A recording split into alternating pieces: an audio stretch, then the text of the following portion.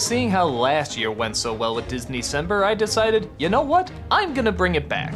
But what can I do? I've done most of the 2D animated films. Well, it seemed like there was only one inevitable choice. Let's dive into the CG animated films. And not just the Pixar, I'm talking about the ones that Disney made on its own as well. Thankfully, there's not quite as many as the 2D animated films, but you know what? A good chunk of these films are still pretty awesome, and really have meant a lot to us in our childhoods, as well as our adulthoods.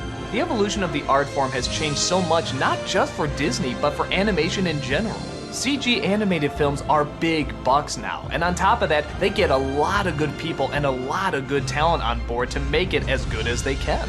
The stories are unique, the characters original. They're funny, they're emotional, they're heartbreaking. They're everything that Disney stood for, but in a brand new way, opening up the door for new storytellers, new different kinds of characters, new ways of looking at things. It can't be ignored and it deserves to be acknowledged. So sit back and enjoy. All throughout the month of December, we're taking a look at Disney's computer-generated movies.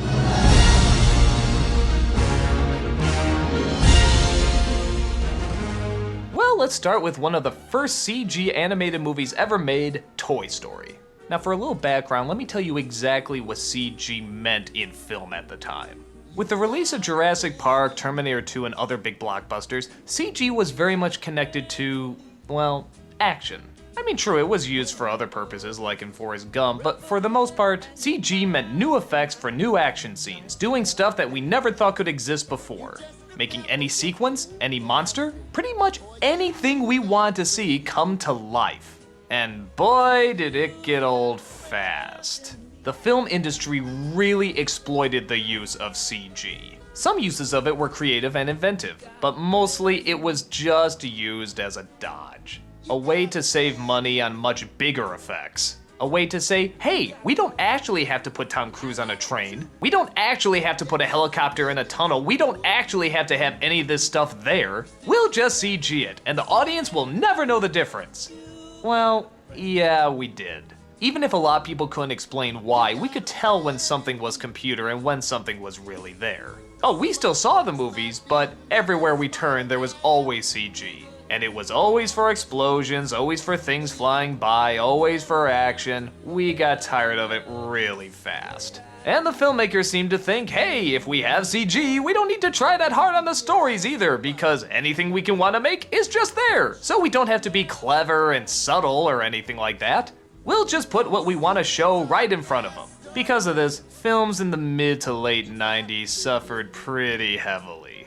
The reason I bring this up is because it's all the more inspiring to think that the first computer animated movie was not an action film. It didn't have any explosions, it didn't have any big creepy monsters. It was actually a kids film, at a time when kids films were not doing very well. Heck, even Disney wasn't doing very well. So when Toy Story first appeared, with its bright colors and child-friendly images, an innocent story about a little boy's playthings that are competing for the most attention, yeah, we thought this was gonna crash and burn.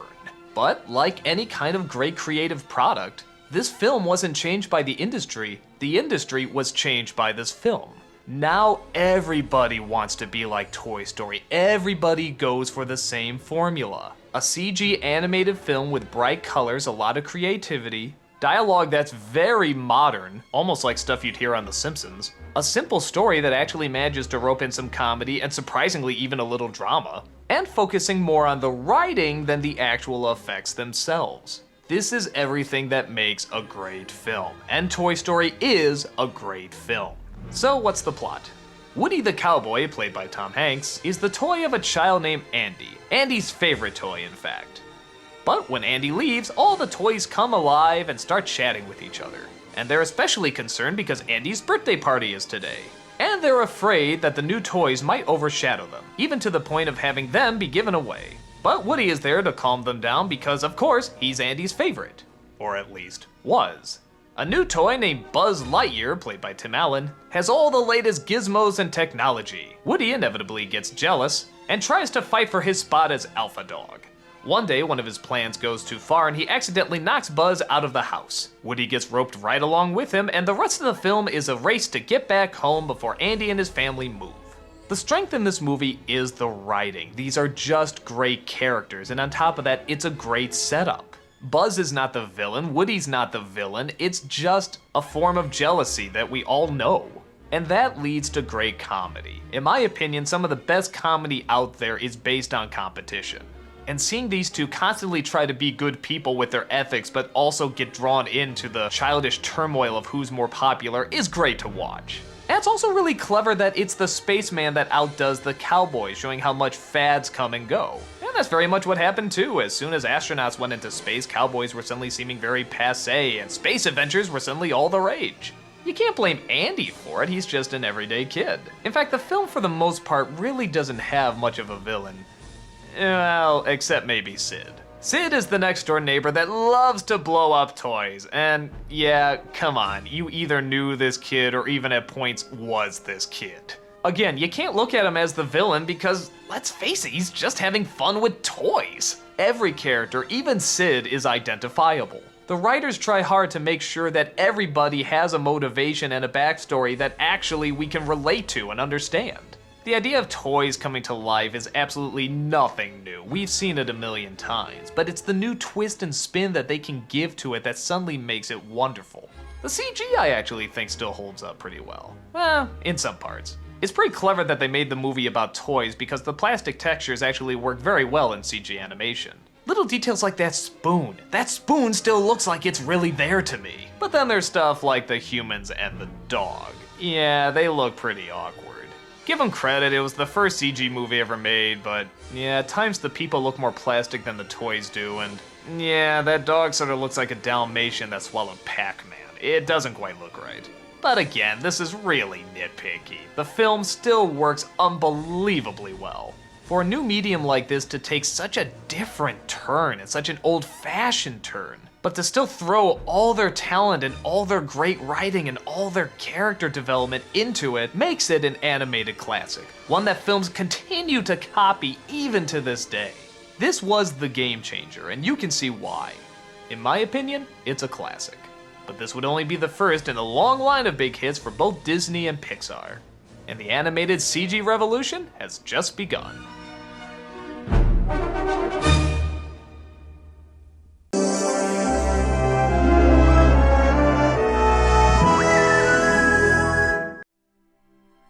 With Toy Story being kind of a surprise monster hit, it was no wonder that there was a big rush to get out their next film, A Bug's Life. And in talking about this film, it's probably fair to give a little background about this as well. In fact, I dare even say it's inevitable. Katzenberg, one of the huge names at Disney, left very shortly after Toy Story premiered. And apparently, Disney and Pixar were already working on their next CG animated film about bugs. Well, Katzenberg left to start up DreamWorks, and guess what? He thinks he owned that great idea about CG animated bugs. So it was a giant race to see who could get their CG family-friendly bug movie out first. That's right, that summer, only within weeks away from each other, we had the movies Ants and A Bug's Life. It was very bizarre. So kind of harsh to say, it does make sense to actually compare these movies just a little bit.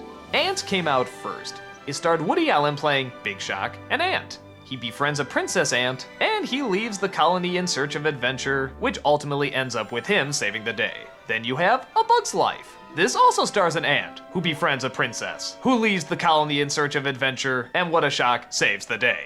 They sound pretty similar, but in reality they actually are pretty different. Ants was a little bit more like a Woody Allen film, except mixed in with some adventure, action, and so forth. A Bug's Life was much more family-friendly and colorful. Now, I personally think Ants is the better story. I like the characters more, I think visually it was a little bit more interesting, and the idea was a little bit more creative, and the moral was sort of fun at the time. But let's be fair to A Bug's Life and just judge it on what it is. We have an ant named Flip. He's part of a colony of ants that constantly uses a lot of their food rations to feed the grasshoppers. They're led by a meanie played by Kevin Spacey. Essentially, they're just bullies that like to take advantage of the fact that they can push around the ants and they can get them food. But Flip doesn't like that. So he ventures off and tries to find a group of warrior bugs to come in and fight the grasshoppers off. What he finds is a group of circus performers that are confused for warrior bugs. The circus bugs, in turn, confuse the fact that they think they're getting a job to perform. Once they find out the truth, they inevitably try to flee, only to discover that actually they can put together a decent plan to get rid of the grasshoppers. So the race is on to put their plan in motion, put together a device that would stop the grasshoppers forever and return peace to their colony and stop being bullied around. As a follow-up to Toy Story, this one's pretty weak. I guess it's bright and colorful, but the characters just aren't as strong as they were in Toy Story. And on top of that, the elements that made Toy Story so good, like say a very simple setup but with very complex relatable characters, is now thrown away for a kind of complicated setup with very black and white characters. There's an obvious villain, there's an obvious hero. The hero is awkward, but not really that memorable. In fact, most of the ants aren't even really that memorable. I don't remember identities or names or really anything about them. That is, except for the circus bugs. These are the highlight of the film. That's Dennis Leary as a ladybug who's constantly mistaken for a woman. That's David Hyde Pierce as the stick bug who's constantly used as, well, a stick. You have a group of acrobatic bugs who can't speak any English. In fact, I'm not even sure what language that is. You have a ditzy black widow, a fortune teller who can't see 2 feet in front of him, a giant caterpillar with a super thick accent. The list goes on. The way these characters work off each other and the constant one-liners are just hilarious. The point where they finally figure out that they're supposed to be warriors and not performers is one of the highlights of the film. Look how cowardly they suddenly all turn. Anything with these characters is great. But sadly, as I said before, the rest of the film is kind of bland.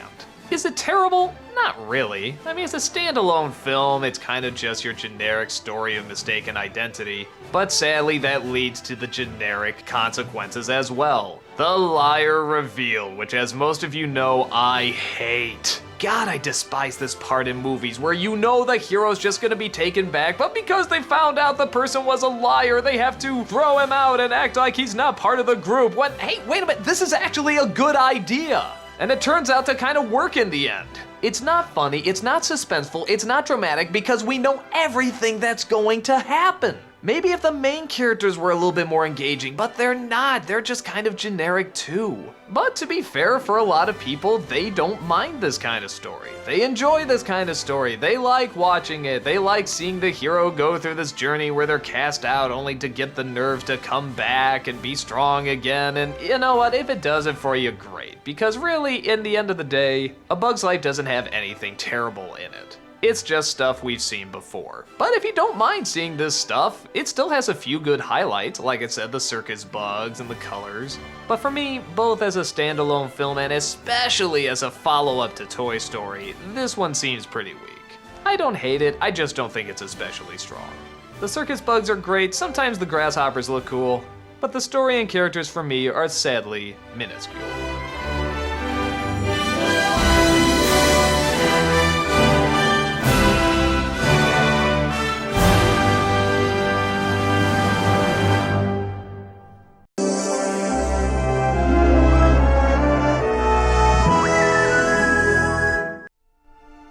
While A Bug's Life was a success, it didn't quite bring in the numbers that Toy Story did.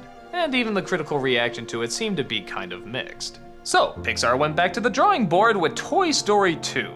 I don't think people really knew what to expect with this. I mean, it's a sequel to a film they really liked. And seeing how this was a new production studio, we didn't know. Could they do sequels? Could they do follow-ups? Well, a lot of sequels are usually not as good as the first one, so people were kind of nervous, but at the same time, they were excited to see their favorite characters again. And, from my standpoint, Toy Story 2 was not only as good as the original, I think it's even better. Okay, what's the story? Woody and Buzz are back again, but this time Woody is in a bit of a predicament. A garage sale is going on, and sadly, one of the older toys is being sold off. Woody goes in to save him, but inevitably gets stolen by a nasty toy store owner. Because we figure out that Woody is actually a very rare toy. In fact, he used to actually be part of a TV show. That's right, Woody's a collector's item. And he's not the only one. He also comes across a cowgirl named Jessie, a horse named Bullseye, and a miner named the Prospector. The race is on for the rest of Woody's friends to go out and save him, but it seems like Woody may have second thoughts about returning back home. Because he knows that eventually he has to face the inevitable, that Andy will grow up and someday forget about him. He has another choice where he can be taken to a museum where he can be enjoyed by children forever.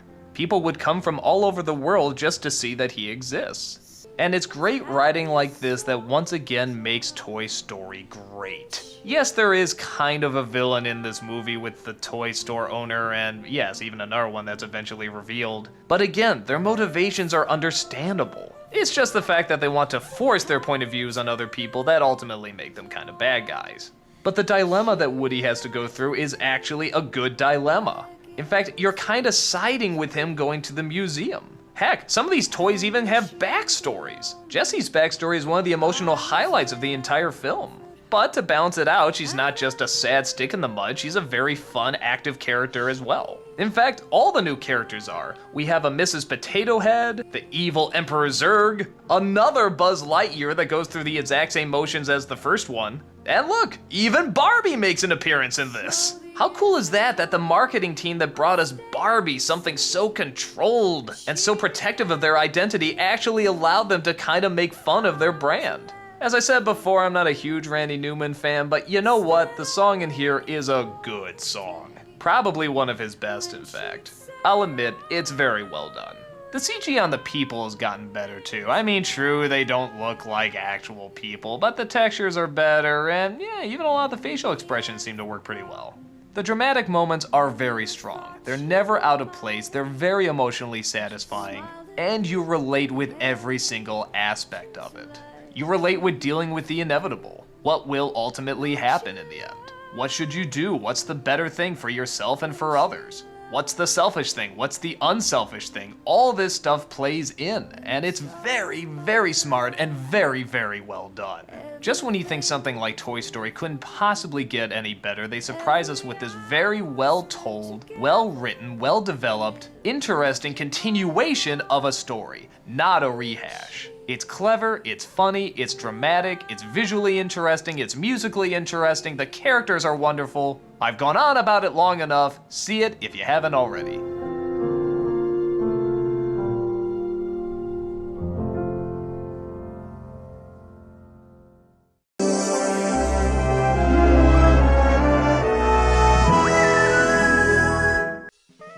I'm always sort of shocked when people say what an original idea Monsters, Inc. is. I don't know, I just know I've seen this idea in other Saturday morning cartoons with monsters that go and scare kids and then they return to sort of like this office environment like it's almost a business. I've seen it before. But just because something's been done before doesn't mean it's necessarily bad, as long as they can bring something new and unique to it. And that's exactly what Monsters, Inc. does. It creates characters, it creates an environment, it creates an interesting reason why they need to scare little kids. But I don't know if these characters are really on par with, say, the Toy Story series, or the story for that matter. Does that make it bad? Well, let's take a look at what we got.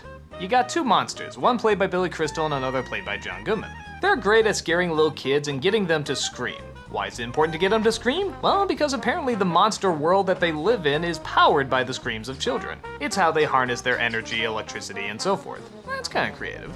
They're in competition with another monster played by Steve Buscemi, who's constantly trying to beat the record for the most scares, but is constantly broken by our two heroes. The catch though? They're convinced that kids are unbelievably contagious. They think that they spread disease and just touching them can destroy you for life. So it's probably not the best that a little girl has snuck into the monster world and is totally driving our two heroes crazy. The irony, of course, is that two grotesque monsters are absolutely terrified of a cute, innocent little girl. Things get even more crazy when the monsters actually start to like the little girl, but discover that she actually may be part of a giant conspiracy. There's a plot to use the children to fuel this giant machine that can suck the life out of them, or at least turn them white or something. I'm not really sure what it does, but apparently it makes even more energy, and I'm not really sure if it kills them or what, or even what it's doing, but ooh, it sounds evil. Yeah, okay, the evil plan in this movie is a little complicated, and honestly, even I could barely follow it. And unfortunately, that's not the film's only shortcoming. People may disagree with me, but while I think John Goodman's performance is fine, I really don't get into Billy Crystal. Maybe it's a little too old school, a little too vaudeville, a little too playing to the audience. I don't know, just something about the delivery does not satisfy me. Well, then why don't you find some place for you to sleep? While I think of a plan! Yeah! I could see like a Patton Oswalt in this role, or a Jack Black, but there's a lot of scenes where I was saying to myself, I should be laughing at this, so why am I not? And I really do think it's his delivery. And if you enjoy it, fine, it's just not for me.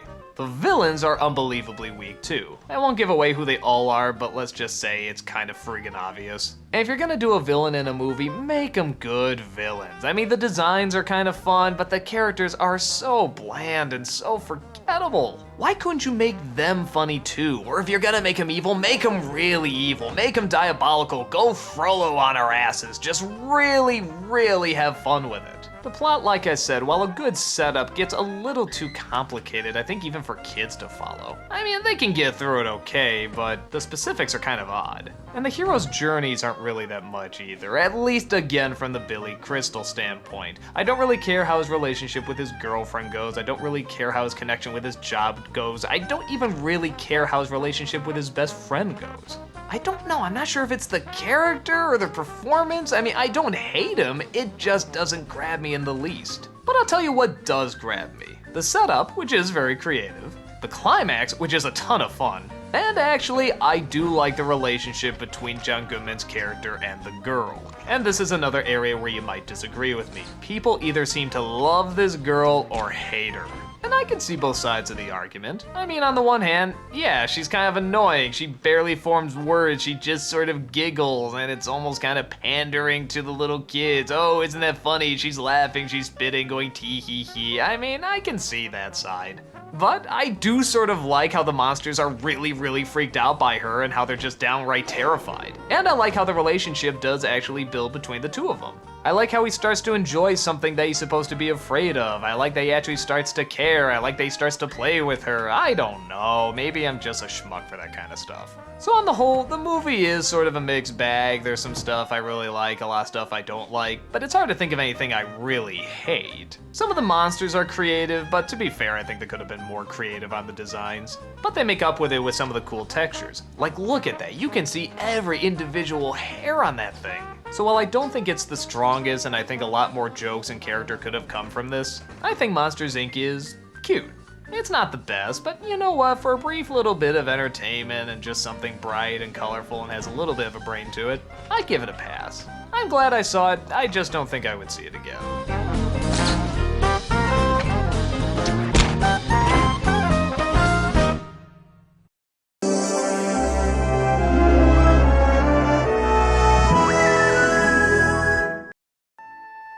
When Finding Nemo came out, people went nuts. They were in love with this movie. They love the characters, they love the underwater world, they love the colors, they love the story. People absolutely fell in love with it. And while I don't think it's quite as strong as, say, Toy Story or some of the other films, it's still pretty damn good. What's the premise? We have a clownfish played by Albert Brooks. He sadly lost his wife and all of his children to a nasty predator. That is, all except for one child, the one that he calls Nemo. Because of his loss, he's overprotective of Nemo and wants to be sure that nothing ever happens to him. What a shock, something happens to him. Nemo is taken away by a scuba diver and put in a little fish tank in a dentist's office. In Australia of all places, that's a unique location. So of course his father is on an endless quest to find his son. Along the way, he comes across a fish named Dory, played by Ellen DeGeneres. She has a fun gimmick of having short-term memory loss, which you would think very quickly would get old, but they work it in pretty cleverly. It gets big laughs and people really seem to enjoy it, and I enjoyed it too. They come across other characters like menacing sharks, schools of organized fish, the list goes on. Nemo as well comes across a bunch of interesting characters. A group of various fish who try to figure out a way out of their tank and back to the sea. Their plan is so creatively out there that it's impossible not to actually think it might friggin' work. But they have to go quick because Nemo might be in danger of being given to the dentist's daughter, a crazy looking little child who has a habit of shaking her fish to death. Now that's a face only a mother can love. Finding Nemo has a solid story and some solid characters. I think this one plays up the drama even more than the previous Pixar films. It took a few more chances with what it could get away with and just how serious it could take itself. And not just with the characters, I think the environment, the music, and the colors really play a big part in making everything come together from a dramatic standpoint. The sea is a very dramatic, mysterious place. with many dangers and many allies. It's a great adventure that has just the right story and characters to help it pay off. At times, maybe it can get a little too dialogue-y. I mean, come on, you know the lesson in the first 5 minutes, and yet they still kind of keep hammering it in. But it's not a bad lesson. In fact, it's one that's really more for parents than it is for kids. That's kind of different. And again, give kudos to these movies for actually making lessons for adults and not always for children. You don't see that very often. I like kids' films that do that. The characters are too many to count. They're all memorable, they're all fun, you remember what each of them looks like. They're all wonderfully unique creations. I'm glad they don't take the route where they have Ellen DeGeneres and Albert Brooks fall in love either. I mean, I know some people would say it's obvious because Ellen herself is a lesbian, but you know what? Anytime they throw a female and a male together, usually they hook up. And especially with the mother being dead, this would be very tempting. I'm glad they didn't. I'm glad they just left her as a unique character, a companion, a good friend. That's all it was meant to be, and they didn't feel like they need to force anything else. I don't know, what else can I say about this movie? It just has so many things that a movie should have. It's adventurous, it's dramatic, it's funny, it's colorful, it's dark, it's bright, it has everything. Does every dramatic moment hit a bullseye? No. Does every joke get a big laugh? No. But the majority do, and it's obvious they're writing from their hearts. And that passion and care really does shine through. Good characters, good story, good morals, good visuals. What else could you need? Finding Nemo is a thrilling adventure under the sea.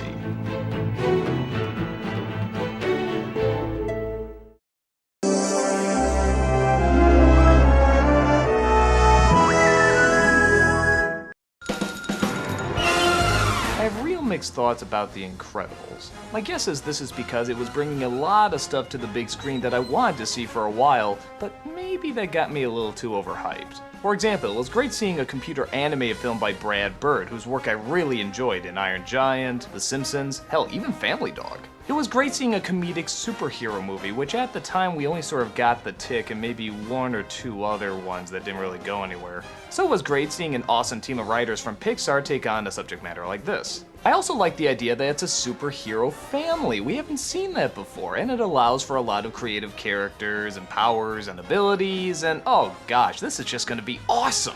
In the golden age of superheroes, Mr. Incredible is one of the most famous. How'd he get his superpowers? Pfft, who cares? They just exist. And apparently they exist for a lot of other superheroes who apparently just have superpowers. It's cool, I'll buy it.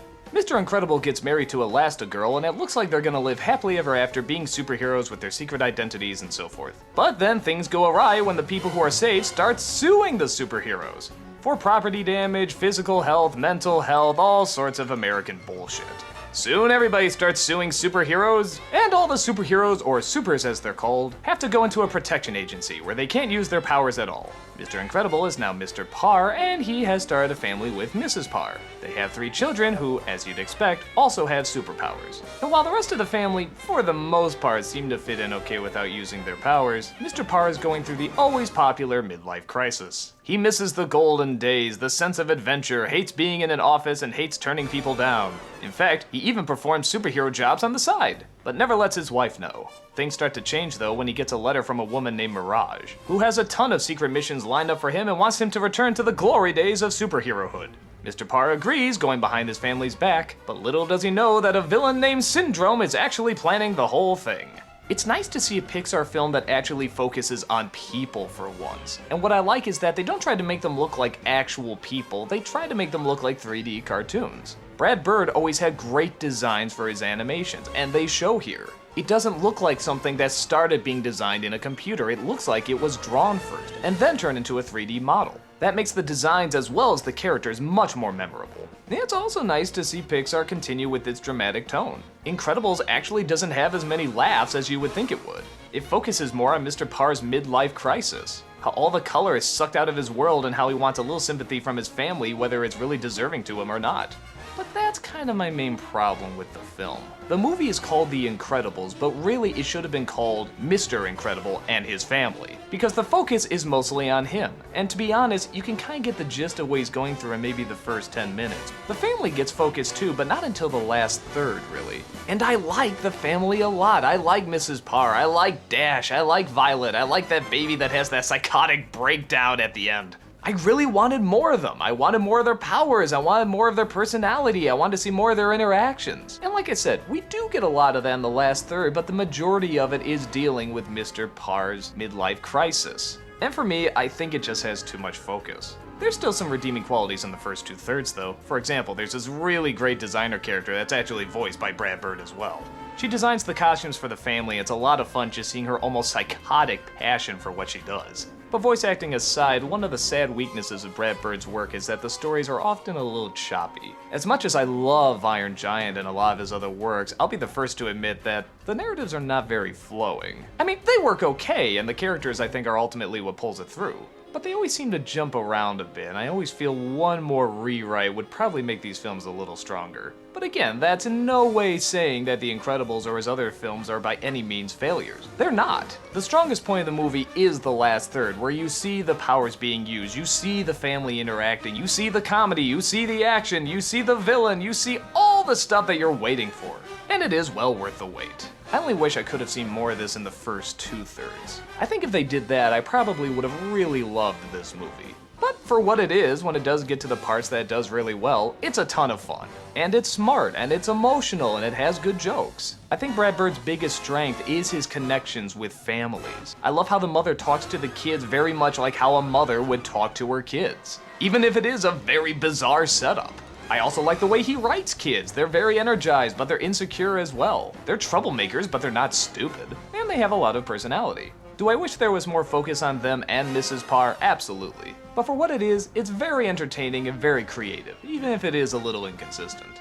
It's a good film if you just manage to get through some of the slower scenes. And like I said before, it's great to finally see Pixar branching out and actually working with human characters. They don't have to keep the focus on creatures or toys or materials that just come to life. This is opening a whole new door for... yeah. Join me in the next review.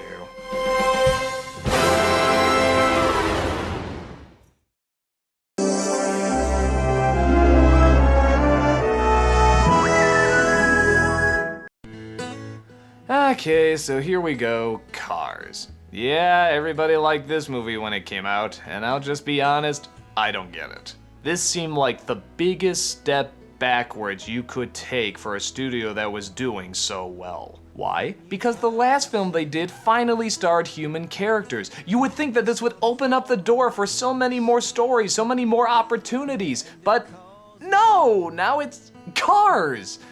Oh, okay, what was it? Cars that come to life and people get inside them? No, it's just a world where everything's a car.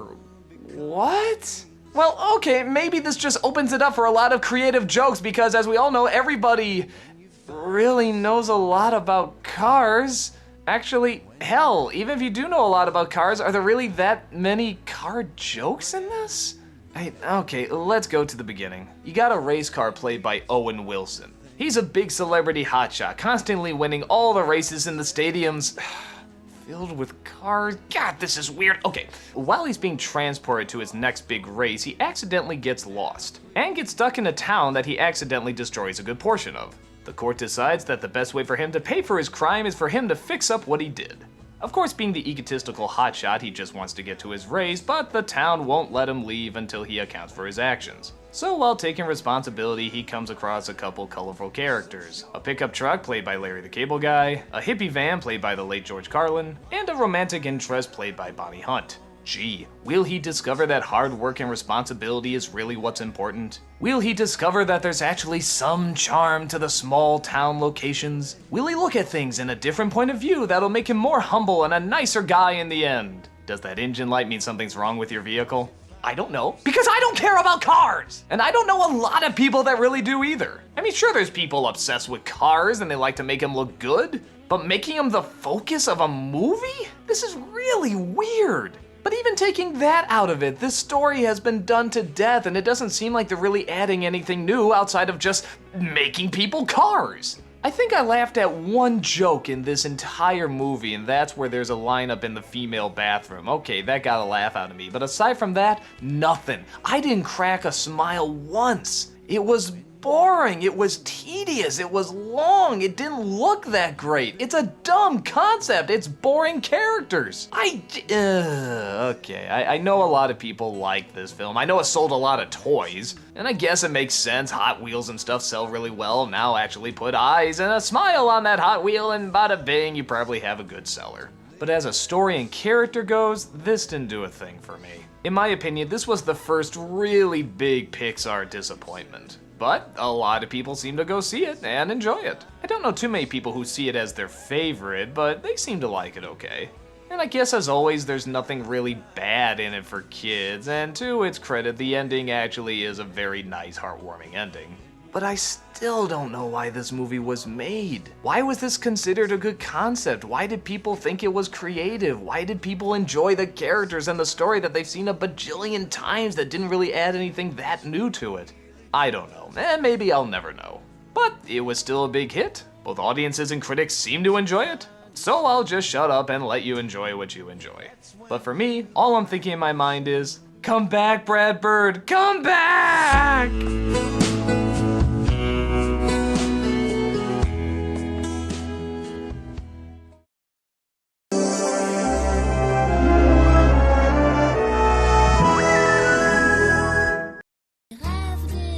Ratatouille, the second Pixar film directed by Brad Bird. And funny enough, the second film to mostly star a human cast, even though the main character himself is not human. Our hero is a little rat played by Patton Oswalt. He has an extreme fascination with the human culture, especially their food. Well, maybe not fascination, more like an obsession.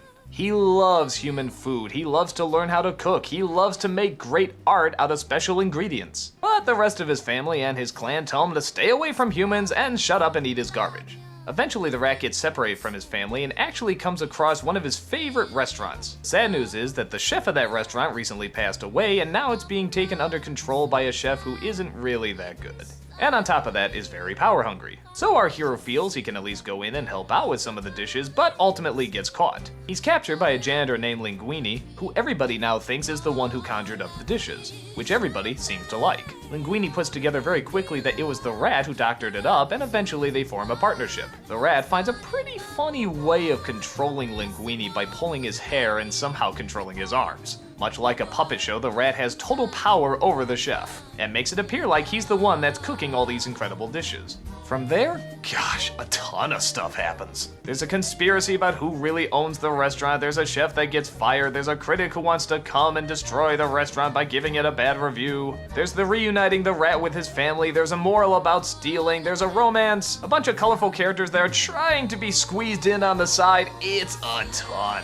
Much like The Incredibles, I really wish some parts got more focused than others. Like, I love these chefs, and I like how they all have these very unique backstories, but they're really rushed. I wanted more of them, I wanted to have more interaction, but it's all sort of pushed aside for Linguini, who, honestly, I don't think is that very interesting a character. He's just sort of your everyday doofus, nothing really makes him stand out from any other doofus in movies. There's a chef played pretty well by Janeane Garofalo who's pretty entertaining. The critic is one of the best designs I've ever seen in an animated movie. Though is it me or is he just that guy from the Sleepy Hollow cartoon? Well, either way, he looks awesome. The dead chef who used to own the restaurant comes back as a figment of the rat's imagination, and I think that's a freaking great idea. I think they should have done that in Hunchback with the gargoyles. It's funny, it's clever, it's touching, and it's actually sort of an interesting dive into the rat's psyche. I thought that gave a very unique touch. But again, these are the elements I sort of wish got more focus. A lot of it is still focusing on the villain chef, who again is just sort of a boring villain chef. The rat family, which again is just sort of a boring rat family. And the relationship between the rat and Linguini, which is okay, but I think could have been a lot stronger. The movie's saving grace, though, is its atmosphere. Every shot just looks like something out of a beautiful painting. Look at those warm colors, look at the contrast against the purple skies. Look at France, oh god, look at France! And once again, the designs of the human characters are very Brad Bird. They looked like they were drawn first and then put into a computer. which gives a lot more personality. Speaking of personality, I will not dare give away the ending of this film. To me, it is one of the most perfect endings that can ever be given to a movie. It's funny, it's heartwarming, it's clever. The words being said are actually pretty thought-provoking, not just for critics, but for people in general wanting to judge something. And it gives you that warm, fuzzy feeling that only something as good as Disney can give you. I think this mixed with the atmosphere is what makes the film especially strong. Does it have troubles, like I said before? Yeah, and I think they are some serious flaws. But oh man, the stuff that's good, I can't even say how good it is. There's some of my favorite scenes, and I can listen to that last dialogue from the critic over and over again. It's one of my favorite moments in all cinema. So, despite its troubles, Ratatouille is a delicious delight that I'm sure to return to many times in the future.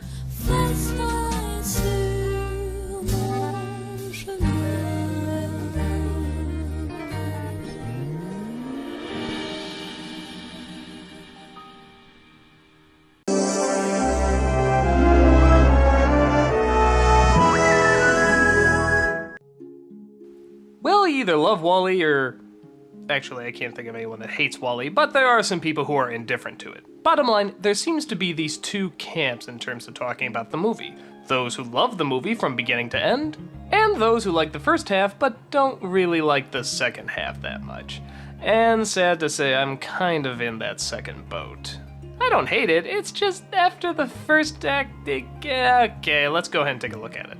It's the future, and mankind has abandoned Earth. Why? Because we polluted it with so much garbage and everything else that nothing can actually live there. They started building these robots to try and clean up all the garbage, but they all eventually died out. That is except for one. That, of course, is Wally. Despite the fact that he's really the only survivor left on Earth, he still continues on with his everyday job. He does have a personality though, including being incredibly lonely, kind of a hopeless romantic, and an absolute fanboy for Hello Dolly. Things start to change though when another robot named Eve approaches the planet. At first, she seems very destructive, but Wally manages to find a way into her heart and form a strong friendship.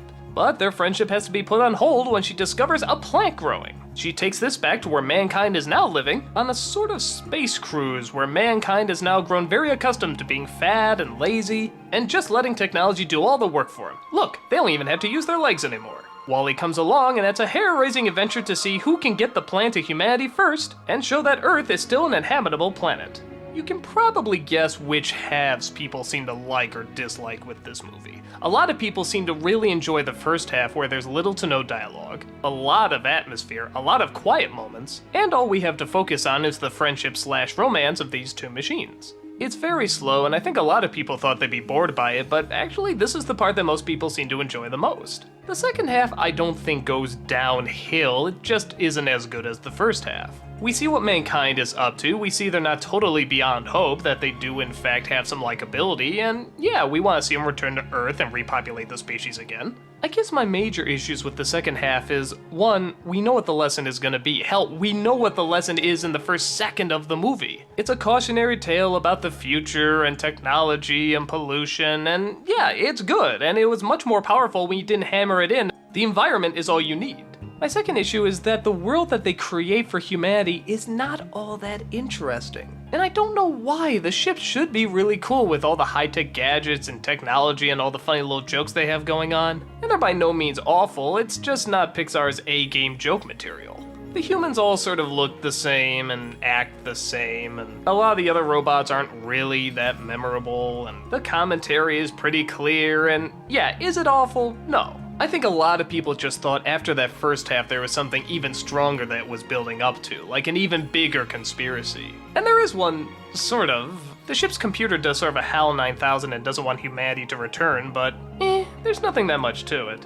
I think a lot of people would have been happier if they either just kept it on Earth the whole time and humanity was sort of the great mystery, or maybe if the second half was like a space adventure where they go through all sorts of different worlds and planets and galaxies and, I don't know, just something a little stronger than this. But honestly, I think it's just the Lilo and Stitch effect. It's not that one part is necessarily bad, it's just that one part was so unbelievably good it overshadows the other half. Some points are weird, like I don't know why they have live action people at some times and then computer generated ones at others. They don't try to make the CG people look like real people, so it's kinda distracting. I also never got how if Eve is supposed to be the machine that goes down and tries to find life, the delicate life that she needs to protect, how come she keeps blowing up everything? Like if anything moves, she just destroys it. Isn't that kind of going against what the mission is? Well, outside of that, I think Wally is a very enjoyable picture. I think it could have been an unbelievable film if it kept the tone it had in the first half, but it's still smart enough, and it still has some creativity, and it still keeps your interest. So I like the film. I don't know if I see it that many times again, but I think it was enjoyable once. It has some entertaining as well as mature moments for kids, and it has some great atmosphere for adults. And in my opinion, that's more than enough to recommend it.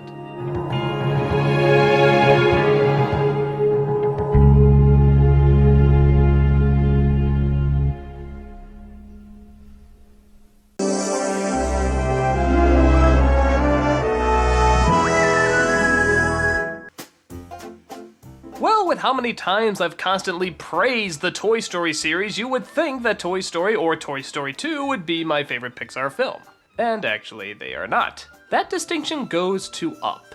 In my opinion, one of the most perfect family animated films that has ever been made. It's funny, it's emotional, it has memorable characters, it's colorful, it's bright, the story's easy to follow, you get wrapped up in the drama, it has tons of memorable moments. It's basically what I think of when I think of a perfect movie. What's the premise? A little boy meets a little girl and they instantly fall in love. Well, not instantly, he's a little shy and she's an over-the-top energy-holic. But they do have something in common, that they both love adventure and they love to travel. They make a pact that they will go on an adventure sometime, but unfortunately all sorts of real-life events constantly get in the way. But they live a good life all the way up until old age, until her untimely death. Obsessed over the loss of his wife, the little boy has turned into a grouchy old man who's about to lose his home, so he takes matters into his own hands and ties a bunch of balloons to the house and takes off into the sky, off to have an adventure searching for that patch of land him and his wife always talked about getting. Along the way, of course, he comes across some colorful characters, including a Boy Scout who accidentally got roped in, a rare bird who seems to get along with the boy, a dog named Doug. Yes, now a new generation of children with that name are going to suffer. You're off the hook for now, Nickelodeon!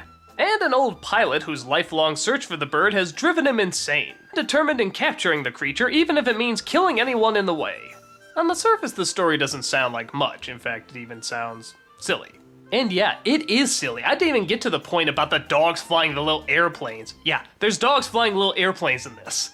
But if you're willing to buy surreal ideas like a house that can take off with a million balloons, you know what? You'll buy stuff like that as well. And that's what the film manages to do. It manages to pull you in with every silly, over-the-top gesture because the dramatic moments are just as equally strong. You immediately identify with the girl and the boy in the opening. And I'm sure you've heard everybody talk about the first 10 minutes and how unbelievably good they are. And yeah, they are.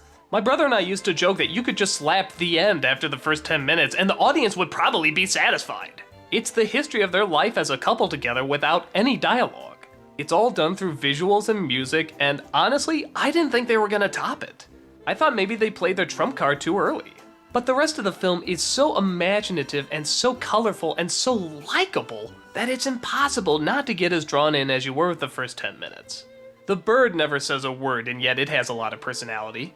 The relationship between the boy and the old man has its funny moments, but also has its touching moments. The way they nail the personality of a dog by giving it a voice box is ingenious. Even the side villains! As soon as this threatening hound showed up, I remember thinking to myself, oh gee, here's the killjoy, no funny things are gonna come out of this guy. But sure enough... No. Soon enough the bird will be ours yet again.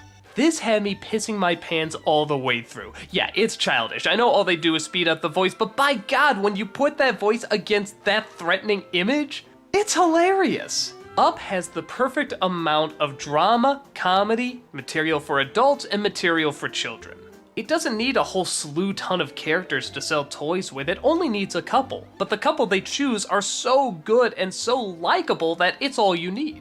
I'd say the only nitpick I have with it is how is it that the boy is watching the pilot when he's young, and yet when they meet up, they look roughly the same age? I don't know, shouldn't that pilot be dead by now? I kept expecting them to explain that, but they never do. But honestly, if that's the biggest problem with the film, I have little to complain about. I can't think of anything else wrong with this film. The love is genuine, the friendship is genuine. The characters are genuine. The situations, as crazy as they are, seem remarkably genuine. It's a strange story with strange people. But hey, how many great tales have started off with this is a normal story with normal people? For all these reasons and more, if I even needed more, Up is my all-time favorite Pixar film.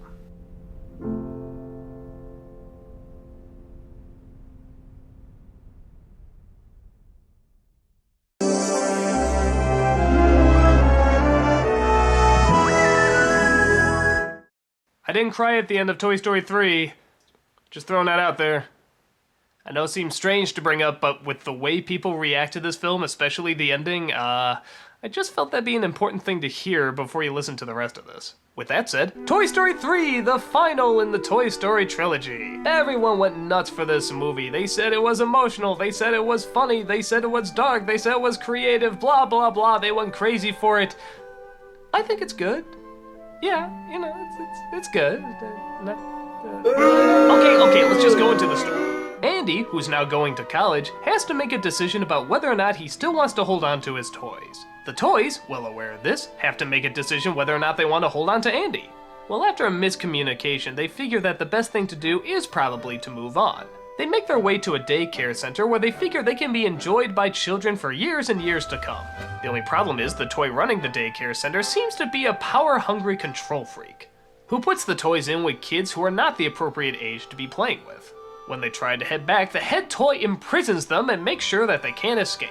And from there, all sorts of crazy situations happen. Woody tries to reconnect with his group, again. Barbie gets a new boyfriend with Ken, voiced by Michael Keaton. Buzz is reprogrammed to be evil, much at the dismay of his new girlfriend Jessie. And the toys try to figure out what's the best route to go. Stay with Andy, stay with the daycare center, or some other alternative. The funny thing about Toy Story 3 is that really, this should be my favorite. It goes everywhere I wanted the Toy Story movies to go. After the second one created such a good dilemma, I said to myself, the next one should be about what happens when Andy actually does grow up. And that's exactly what happens. It's also the darkest of the movies. It has probably some of the scariest images and some of the most intense moments. Certainly the heaviest on the drama. They continue to do the great toy jokes. I mean, the stuff with Ken is hilarious. All your favorite characters are there. Well, most of them. Bo Peep sort of gets insultingly sidelined. We've lost friends along the way. Bo Peep? Yeah, even Bo. Yeah, screw the bitch. Moving on. And once again, we have a legitimate threat that does have a backstory that makes him sort of credible. So why don't I like this one as much as I like the other two? Especially when everyone else in the world seems to regard it as a masterpiece.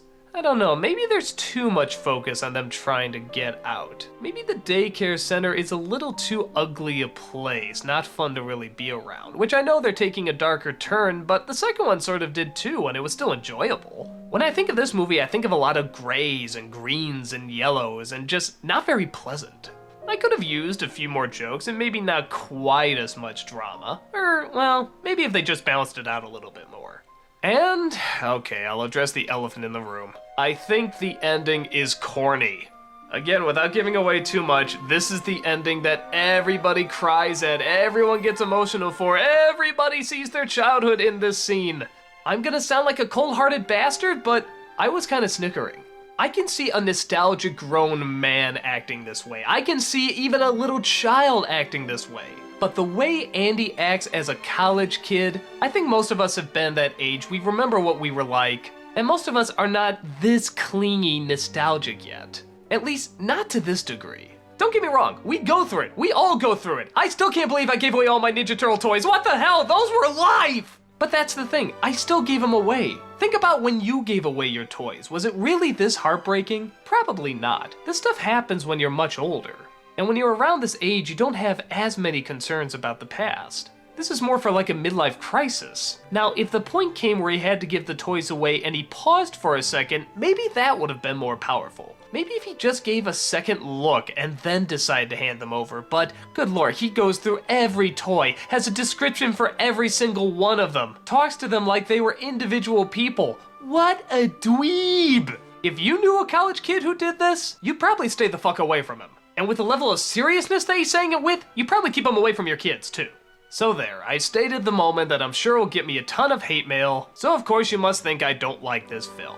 Well, no, I still think it's a very, very good film. In fact, I actually do think it's a great way to end the Toy Story trilogy. It does go darker, it does address the moments that was building up in the other films, it does have a very satisfactory conclusion. It's just a little indulgent at times, at least for my taste. But it still has my favorite characters, it still has a lot of good laughs, it has surprisingly a lot of suspense, and hey, it's still Toy Story. And for a lot of people, this represents something that they grew up with as children. And maybe that's why so many people do react the way they do at the very end. A lot of kids were Andy's age when the first Toy Story came out. So to watch themselves grow up and to watch the films actually grow up with them as well, probably mirrors a lot of developments that a lot of people in the audience have gone through. Maybe in the end that's Toy Story's great secret. It knew just when to come out and it knew just when to stop. It reached just the right age bracket and decided to grow up with us. And for those who didn't grow up around the same age, maybe Toy Story brought them back to that age. Maybe they hit something that not only do we all remember, but we all hold so precious and close to us. Whatever Toy Story did it well. So well that people are going to continue to show it to their kids for generations and generations. It's a good series of films to be introduced to, and it's a great nostalgic series to look back on.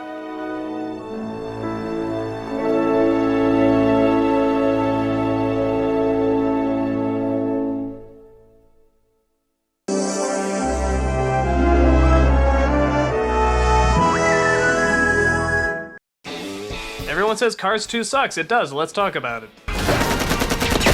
Well, you all know what I thought of the first Cars film, and heck, even people who like the first film know that they can't like the second one because, good God, why would anyone make a sequel to this one? I mean, it's just the stupidest goddamn concept, and yet they still made a sequel! My point is that if you thought the first film didn't have much of a premise, this one is definitely running on fumes. The story, or as best I can follow, it's surprisingly kinda complicated. Has to deal with a secret agent of Cars. That's right, it's a spy car flick. There's some sort of evil corporation that wants to keep cars running on gasoline instead of some sort of other new energy-safe fuel. That's right, so it's an environmentally safe spy car. The tow truck played by Larry the Cable Guy gets confused for a spy, so he has to go in and try to figure out what this evil corporation is up to. They find out that the corporation is rigging races, that's right, to fool people into still using gasoline instead of the energy-safe stuff. Yeah, remember how I said in Wally they had sort of a subtle environmental message and then they hammered it on the head just a little too much? This is a fucking jackhammer on the head. Even Captain Planet is coming in saying this is not subtle enough. But anyway, the tow truck keeps getting by, fooling the other people into thinking he's a super spy, even if he's not entirely aware of it himself. They think it's all just a show, that he's just playing stupid to convince the enemy that he really is stupid, when in actuality, he really is stupid. A cute concept, but yeah, I've seen this a few times before too. All the other cars, like Owen Wilson and, I don't know, whoever the hell else was in the other film, doesn't seem to make much of an appearance. They go looking for the tow truck, but it's only a once-in-a-while cameo. You're basically watching Larry the Cable Guy, and yeah, if you say that, you can see at least one of the major problems of this film. The other is that you don't care! This is a dumb idea! The whole idea of Cars was a dumb idea, but now you're turning into a spy flick? What did the first one even have to do with spies? It didn't! Where is this coming from? The big reveal at the end about who the bad guy is not really surprising, and honestly, I kind of forgot who the character was, so it wasn't even that big of a hit. And the rest of the film is mostly just been asking the same questions you asked in the first one, like, how do cars sit down? Do they sit down? Do they stand up? How do the toilets work? Actually, I take it back. There's a funny scene with the Japanese toilet, and that made me laugh. Why is it the only jokes that make me laugh in these movies are the toilet jokes? That's not a good sign. And again, I can't think of anything horrible for kids not to watch. I mean, is there anything really offensive in it or any bad morals? Not really. But it's just stupid. It's a stupid idea. It's a stupid execution. It has stupid characters. It's just... This is Pixar! I mean, friggin' Pixar! I mean, why didn't you make The Incredibles 2? In fact, why are you making a Monsters, Inc. 2? The Incredibles is just sitting there! That's practically made for a sequel. You have other supervillains. You can have the kids grow up. You can do so much. Just, really? Cars was the one that demanded the story still continue to be told? Well, unlike the first one, I wasn't the only one that disliked it. The critics didn't like it, audiences didn't like it. I don't even think it was that big a hit at the box office. I think it's the first official dud that Pixar put out that I think everybody agreed was a waste of time. Which, to its credit for the lineup Pixar had with the successful movies and only now for it to have one that wasn't a hit, that's pretty impressive. But I think most people can clearly see why it wasn't a hit. It's not a good idea for a sequel, in my opinion. It wasn't even a good idea for a first movie. The character and stories don't warrant interest. At the most, it's a bunch of pretty images to keep your toddler quiet. And I don't think that's what people expect when they hear the name Pixar. I mean, it's nothing like the worst movie I've ever seen or anything, but I didn't see the point in it existing, and I don't think anyone else did either. But hey, could Pixar pull themselves out of the mud and make a big hit once again? Next movie.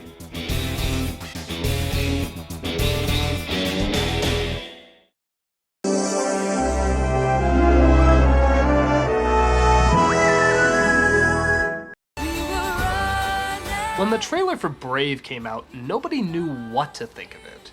It was mostly shadowed in secrecy, but that just made us all the more intrigued. It didn't look like anything that Pixar had done before. The tone looked different, the environment looked different, the designs looked different. It looked like something almost out of a Miyazaki film. So naturally, a lot of audiences got excited.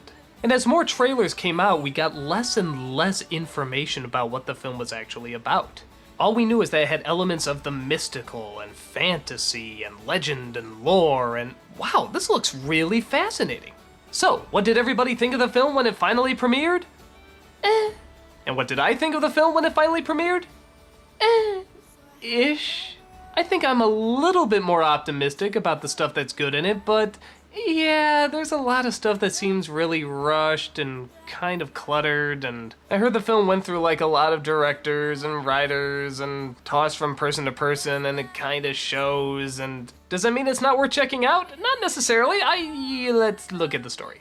Alright, so the story that looks so different and new is about a princess. Gee, haven't seen that from Disney yet.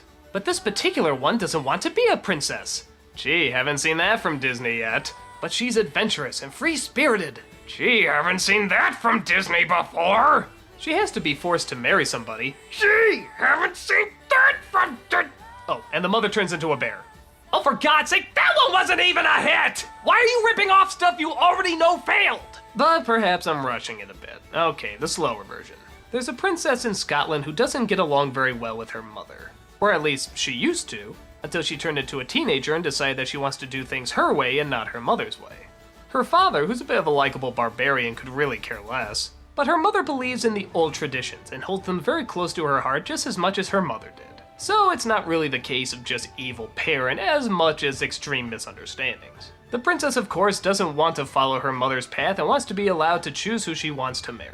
So she comes across a witch in the woods who tells her that she can get her way if she has her mother eat a certain magical dish.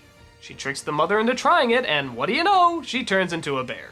They tried to have the witch change her back, but sadly she has disappeared and is nowhere to be found. So it's up to the daughter and the mother to figure out exactly what they have to do in order to get her back to normal. The marketing also shows our main character constantly holding a bow and arrow, like she's adventurous and she gets stuff done, a real badass. That is not the case. While I certainly wouldn't describe her as weak, she still doesn't do anything particularly different or really that kick-ass-ish. She's just sort of nice, but rebellious, complains, but wants to do things right. Honestly, just like every other Disney princess. Aside from her design, which is a very cool design, there's not a whole lot to her. At least, not as much as the marketing was leading on. Now, in this movie's favor, I do give it credit for tackling a relationship you don't see much in Disney films, or even in fairy tales for that matter. The mother-daughter relationship. It's usually the daughter-father, or sister-brother, brother-brother, sister-sister. Bottom line, the mother's usually dead. I'm not sure why there's not a lot of mother-daughter relationships out there. Do they just assume mothers and daughters always get along and there's no conflict? Well, this one does address it. But the downside is that through a lot of the film, just like with everything else, it does seem kind of rushed and half-assed at times. For example, there's a scene where she goes riding out on a horse and enjoys the landscapes of Scotland. Now this could have been a very large, beautiful scene, but instead it's chopped together so quickly that you barely even remember what you just saw. Why couldn't the film go a little slower or create a little bit more atmosphere or mysticism to it? The same thing can be said about The Witch. Why couldn't they create a really inventive witch? Like, you see these sprites earlier. That was great. That was going in the right direction. But The Witch is definitely sort of a modern day witch, again with the fast editing and a lot of in-jokes and a lot of modern day references. Even when they start telling some of the legends, I mean, that should be really fascinating, but again, it's almost like the film is on fast forward and it just goes by too quick. There's actually a short on the DVD that goes much more into detail about one of the legends they tell, and if the rest of the movie was like this, I think we would have had a pretty damn good film. And the stuff they do focus on is stuff that we've seen a million times before. The complaining princess, the parent that doesn't want to listen, the prejudices of the world, blah blah blah blah blah. So yeah, this film's a complete forgettable dud, right? Well, I was thinking so at first, until we got to the last third. This is where I thought the film really starts to stand out. There's a twist that if they don't get the mother back to human, not only is she gonna stay a bear, but her mind is gonna become more of a predator. So there's a constant battle between keeping her humanity and giving in to her inner carnivore. But on top of that, the resolution of the film I actually think is very clever. Usually films like this always have the same climax. The person who's taught to be peaceful and polite ultimately at the end has to use violence to get what the person wants. Been there, done that. But this film creates a little bit more of a mixture. Without giving too much away, it's not just the violence that wins the day. In fact, the action-prone princess actually has to use a diplomatic way using peace and logic to calm everybody down, and the mother, prone to peace and logic, has to use force and wit in order for her to survive. Now that works out well, because it shows that there is time to use the peaceful route and there is time to take action. And both sides of the extreme have to use the other side in order to survive. I also like the fact that you're kind of waiting for her to see the one thing in one of the suitors that's gonna win her over, and yeah, that'll be the perfect match. But no. In the end, it's still decided she'll marry when she's ready, and who she wants to marry, if she marries at all. I thought that was good stuff that they touched upon without having to rub it too much in your face. But the downside is you do have to get through 2/3 of a movie constantly rubbing everything else in your face. And while it's not the worst, it just sort of seems like everyone's trying to tell their own side of the story in their own particular way, and it just comes out as a bit of a mess. Some jokes work, some characters are memorable, some of the shots of Scotland are incredibly pretty to look at, but I think the film just needed more focus. If they took out some of the stuff we've seen before and instead replaced it with maybe just taking those few elements that work really well and expanding on them, I think we would have had a more decent film. But for what it is, it's not horrible. I dare even say it's not even really that bad. I think getting to the third is worth it, it's just sort of sitting through a lot of mediocrity in order to get there. And the stuff it does different, I think actually does deserve more credit than it gets. I'm glad I saw it, I don't think I see it again, but I think it's worth at least one sit through.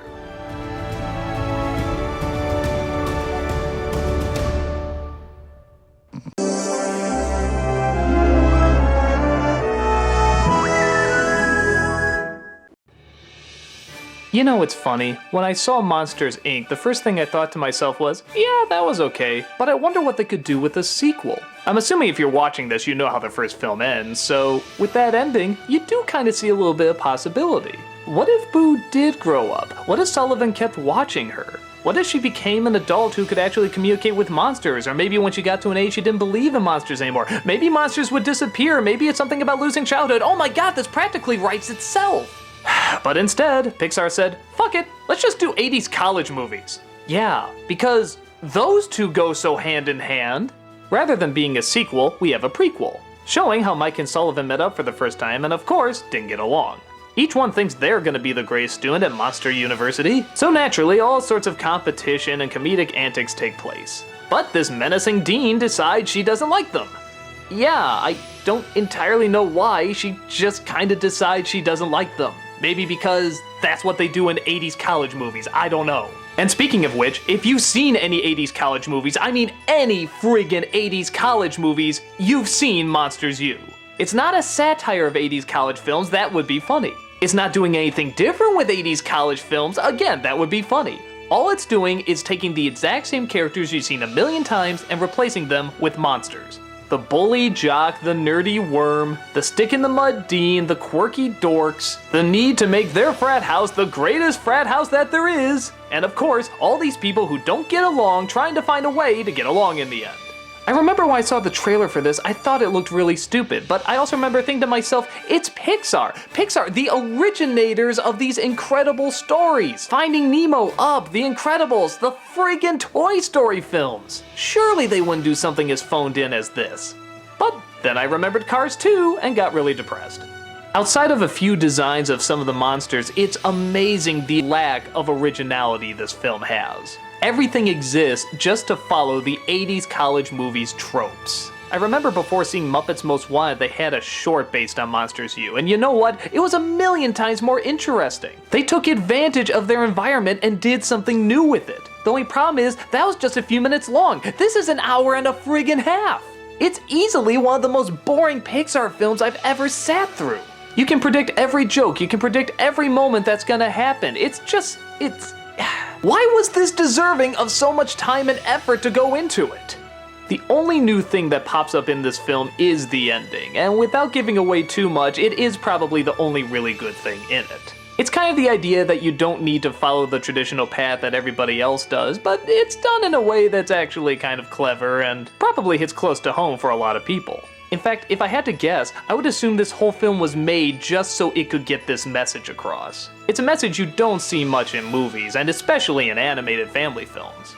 Well then, I guess we have the Pixar equivalent of Meet the Robinsons, something that has a really good message but not the best means of displaying it. But hell, even Meet the Robinsons was so strange and bizarre you could kind of admire it for how odd it is. This is more like a textbook about how they made Animal House. Hell, even watching a movie about the making of Animal House would be more interesting than watching this. I've had a lot of fans upset with me that I didn't like this film, but I'm sorry, I just think it's awful. I tried to go in with a clear mind. I tried to open up to the idea that this could somehow work. But it just sucks out all the funny, all the originality, all the interesting characters, all the neat story ideas for such a stale experience. I guess there's nothing bad in it in terms of stuff that'd be like offensive or unwatchable for your kids, but for anyone who's an adult and has seen 80s college movies to death and wants to move on to something else, this is a definite film to scare you away.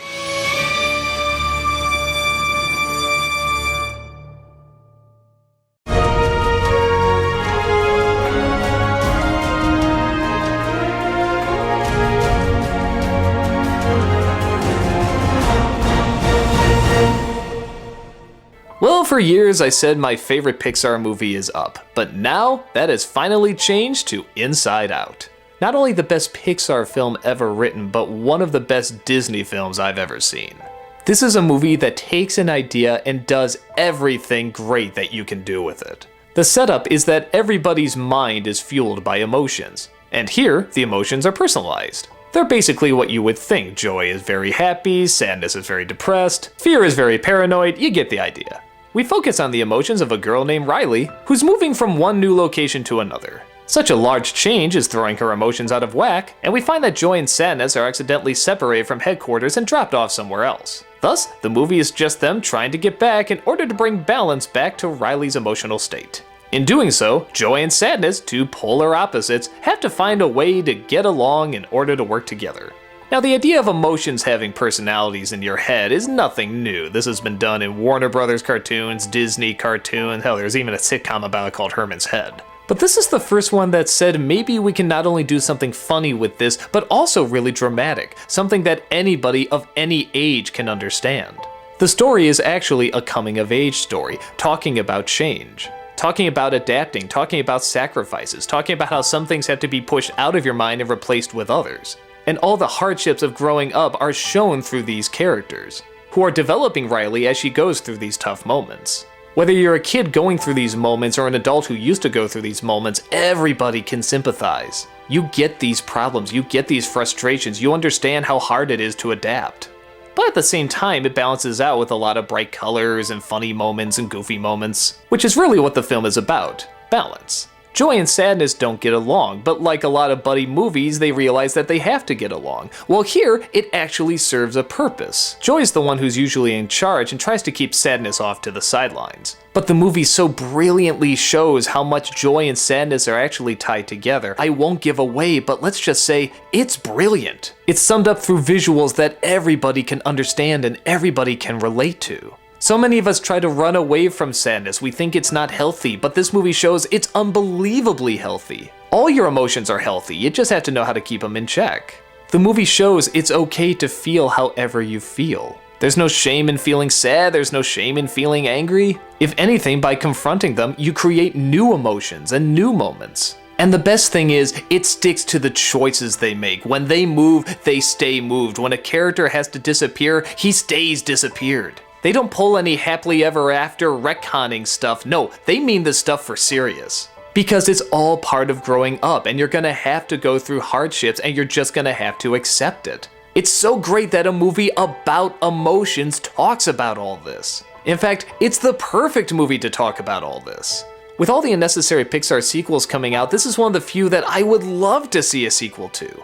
I would love to see movies that follows Riley into adulthood. The same way the toys in Toy Story grow up with Andy, I would love to see the emotions grow up with Riley. What new developments could we relate to, and in what creative way would they show it? There's so many opportunities with this idea. In fact, if you watch the Blu-ray, you can see all the other ideas they were gonna do but couldn't because there wasn't enough time. They're all great, and I love to see more of these come about. This is a movie that not only leaves me wanting more, it leaves me wanting a lot more. Why can't this get a spin-off universe? Why can't this have other stories and other characters that can lead to other movies? To me, that's the sign of a really, really good flick. I guess if I really have to nitpick, the only problem I have is that it could have been a little funnier. Like there's a scene where they had to wake up this scary clown in order to give her a nightmare. That thing could have been a lot scarier and led to a lot more comedy. There's a few lines and a few scenes I thought could have used just a little bit more of a punch to it. While I definitely laughed at a lot of scenes, I wasn't laughing super hard. At least not as much as some of the other Pixar films. But like I said, it's a nitpick. Really, everything for the most part balances out incredibly well. I still laughed at the right moments, I still cried at the right moments. Quite fittingly, every emotion that's supposed to play out, plays out. Every time I see it, it gets better and better. The stories, the characters, the layout, it's just phenomenal. In my opinion, it's as perfect a Pixar movie as you can get.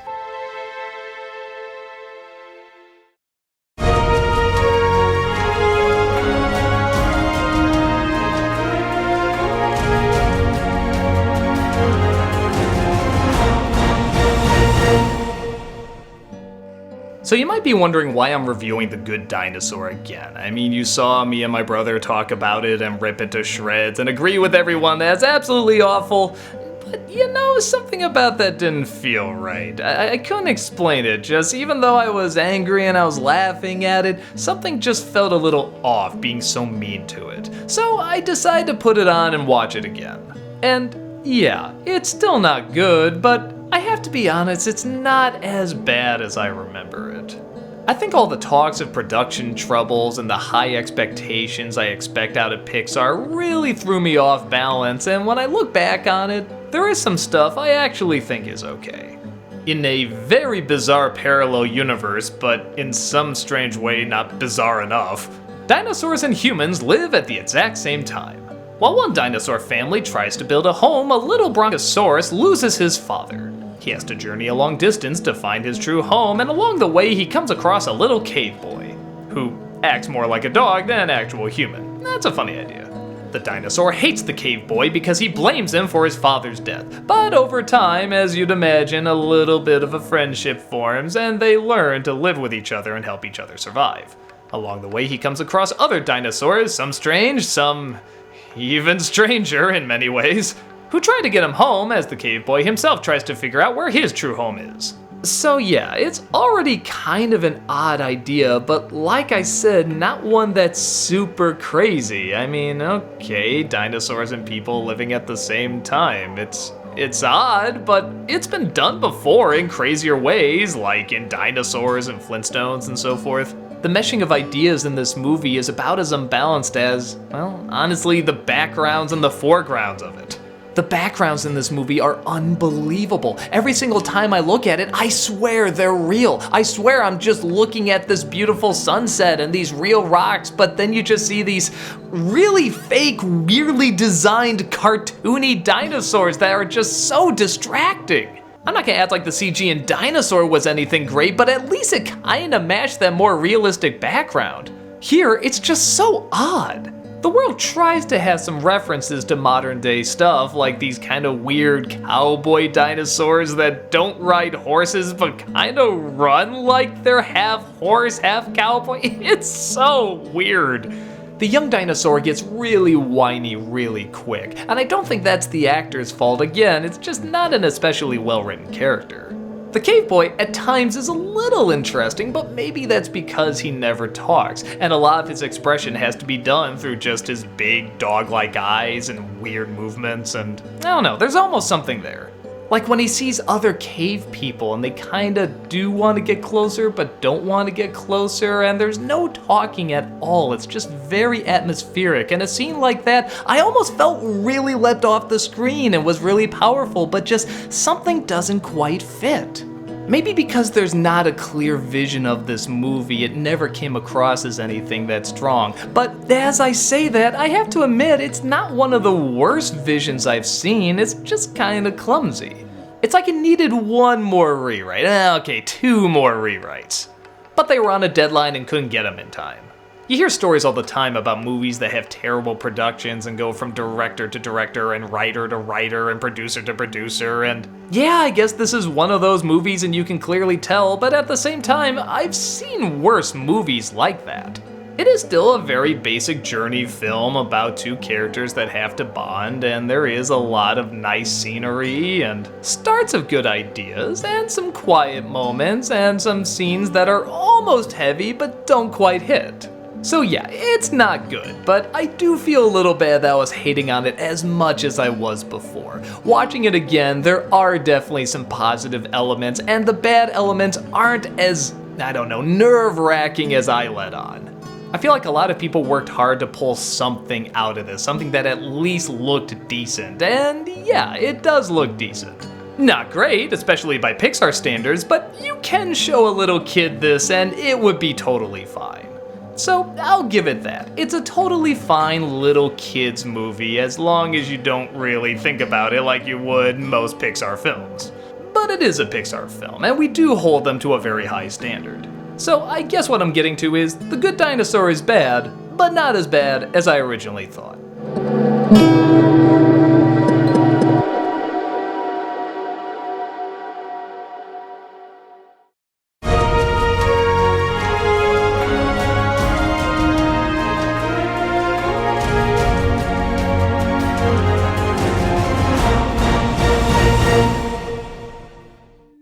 So with all the pointless sequels that Pixar has been making recently, Finding Dory once again seems like exactly that, a pointless sequel. Yeah, I guess it is. I mean, there's nothing in this movie that's gonna make me look at Finding Nemo any differently. But for a film that doesn't need to exist, I found it surprisingly charming, funny, and even kinda touching. It just takes a few minutes to get there.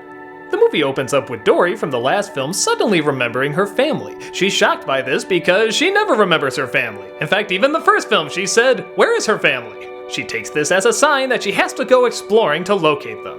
This takes us through honestly a very rushed paced intro that has a lot of pointless chase scenes that aren't really that exciting, and truth be told, I really thought this wasn't gonna work based on the first 10 minutes. But when Dory gets to an aquarium, Sigourney Weaver's aquarium, yeah, you'll have to see the movie to get that, she comes across all sorts of colorful characters and yes, the leadings to where her parents might be. She comes across a whale friend who she apparently did learn whale from, an octopus that can blend into any environment and wants to escape, and even Nemo and his dad follow her to try to help her out, and they also come across a bunch of colorful characters. The funny thing is, unlike the first film where the threat was sharks or jellyfish or any other kind of monsters, in this film the main threat seems to be anxiety.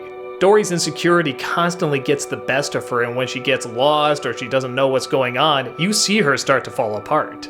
Honestly, these are both the best and most stressful parts of the movie. We see this both as an outsider just seeing her crumble, not knowing what to do, and from her own point of view where she just freezes and everything seems to be a blur and time seems to move fast and stay still at the same time. These scenes are very cleverly done. But on top of that, it also has the great visuals that you would associate with the first Finding Nemo movie. The ocean looks gorgeous, these creatures look gorgeous, the aquarium, what a great new location! It has a lot of great jokes and it's just visually stunning. I had my doubts that this character, who has a supporting role in the last movie, could hold her own film, but it surprisingly really works. Because it does dive into her real struggles and shows what she's going through, and that, regardless, she keeps trying and, yes, even keeps on swimming. There's a likable optimism that you can look up to, but then also this incredible fear that you can relate to as well. In a lot of movies, when a character freezes, you just say, oh come on, go, get out of there, stop standing around doing nothing. But here, you understand why, it shows why, and you get it. What I like too is even though the movie does repeat a few elements from the first film, it still kind of feels like its own thing while still being a true sequel. I feel like that can be summed up in the climax. The climax is funny, where the original was really serious. This one is not only really goofy, but it has such a strange choice for a song and such a weird slow-mo way of doing it that you can't help but smile with a goofy grin on your face. It's so odd, but it's enjoyably odd. It's a movie that surprisingly won me over, and I'd be more than happy to watch several times in the future.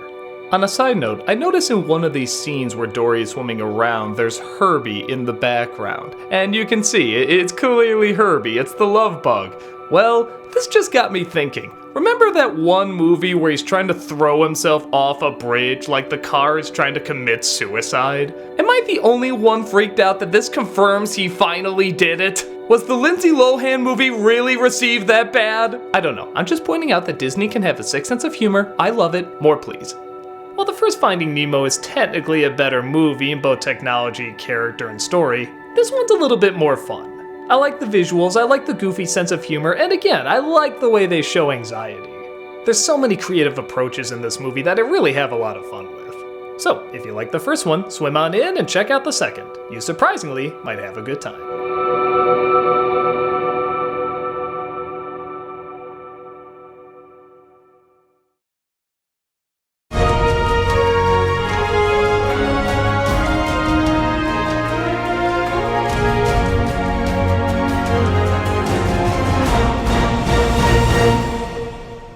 Cars 3. Yeah, why not? I mean, okay, I can think of a lot of reasons why not, but here it is, so might as well look it over. As a lot of you know, I didn't really care for the previous Cars movies. In fact, I think Cars 2 is one of the worst films Pixar's ever made. But some people were telling me that Cars 3 was different, it was more adult, it was more grown up, it's the best of the movies. And yeah, out of the movies, I guess that's true, but given the low bar they set, I don't think that's any real big accomplishment. Lightning McQueen is back to racing. Aw, no more spy stuff, what a shame. But he discovers a younger racer named Jackson Storm is breaking his records and eventually even McQueen himself. Getting horribly injured on the racetrack, McQueen decides to leave racing for a while, disappearing into his old town home wondering if he'll ever race again. He decides he does want to race, but he knows that if he's going to, he needs to make some changes. Getting a high-end sponsor behind his back, he gets a new trainer, new location, new equipment, the whole shebang. He starts to become reckless though, being treated like an old-timer, and tries rushing the process. After finding he can't handle a lot of the training equipment, the sponsor suggests maybe he should pull out of the race and they'll still get him some branding. McQueen disagrees though and goes on his own to do his own kind of training, much to the trainer's dismay. She follows him but has trouble keeping up as it's on different types of roads like sand and dirt and so forth. As they hang out more together, he discovers more about her past and her ambitions, and, of course, they find they have a lot in common and they come together for a compromise. So, yeah, let's see, we have a red car who's lost his way, and so he takes some time away training and getting in touch with what really matters, and it sounds a little familiar, huh? Oh, and there's a big race at the end, and there's a twist about not being so selfish? You don't say! Okay, to the film's credit, it really isn't a huge repeat of the first Cars film. I mean, first of all, there is more effort put in. It isn't exactly one of those stories where you know from beginning to end exactly what's gonna happen, but the downside is, it's not really a story where you want to know exactly what's gonna happen either. There's a lot of sitting around and talking, surprisingly enough. Don't get me wrong, when a lot of Pixar films do that, it's usually done very well and is very encouraged. But it's still Cars 3. It's Owen Wilson going wow every other second. No, seriously, somebody do a wow count on this movie. I think it broke a record even for Owen Wilson.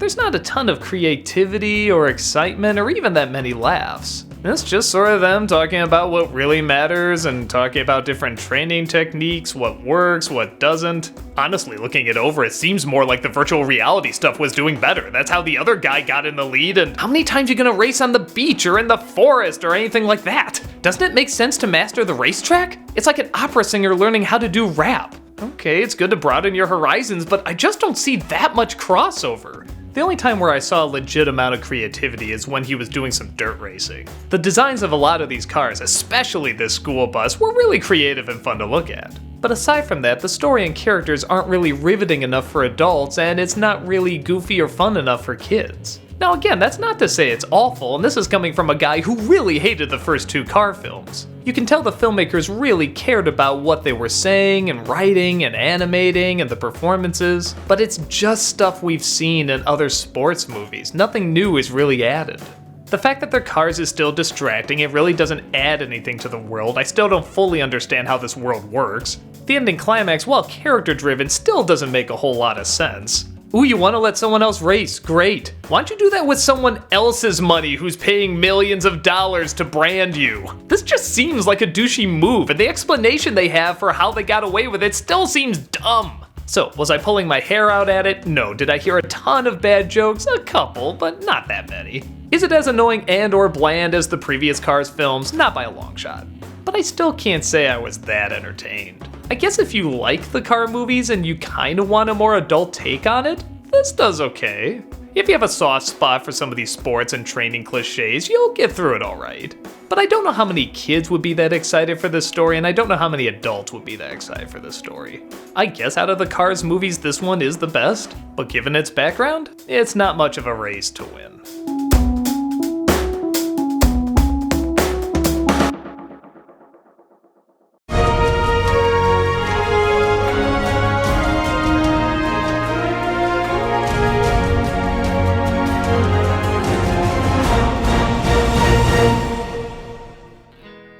I don't think I've seen a movie like Coco where people were so ready to declare it a Disney classic the second it came out since probably Frozen. Critics loved it, people loved it, adults loved it, kids loved it, and yeah, I have to agree, I'm on the same boat. Coco is not only visually amazing, but it's great with its characters, it's phenomenal with its music, its colors are unbelievable, the imagination is fantastic, it's funny, it's heartfelt, you'll laugh, you'll cry, it's kind of everything you want out of a movie.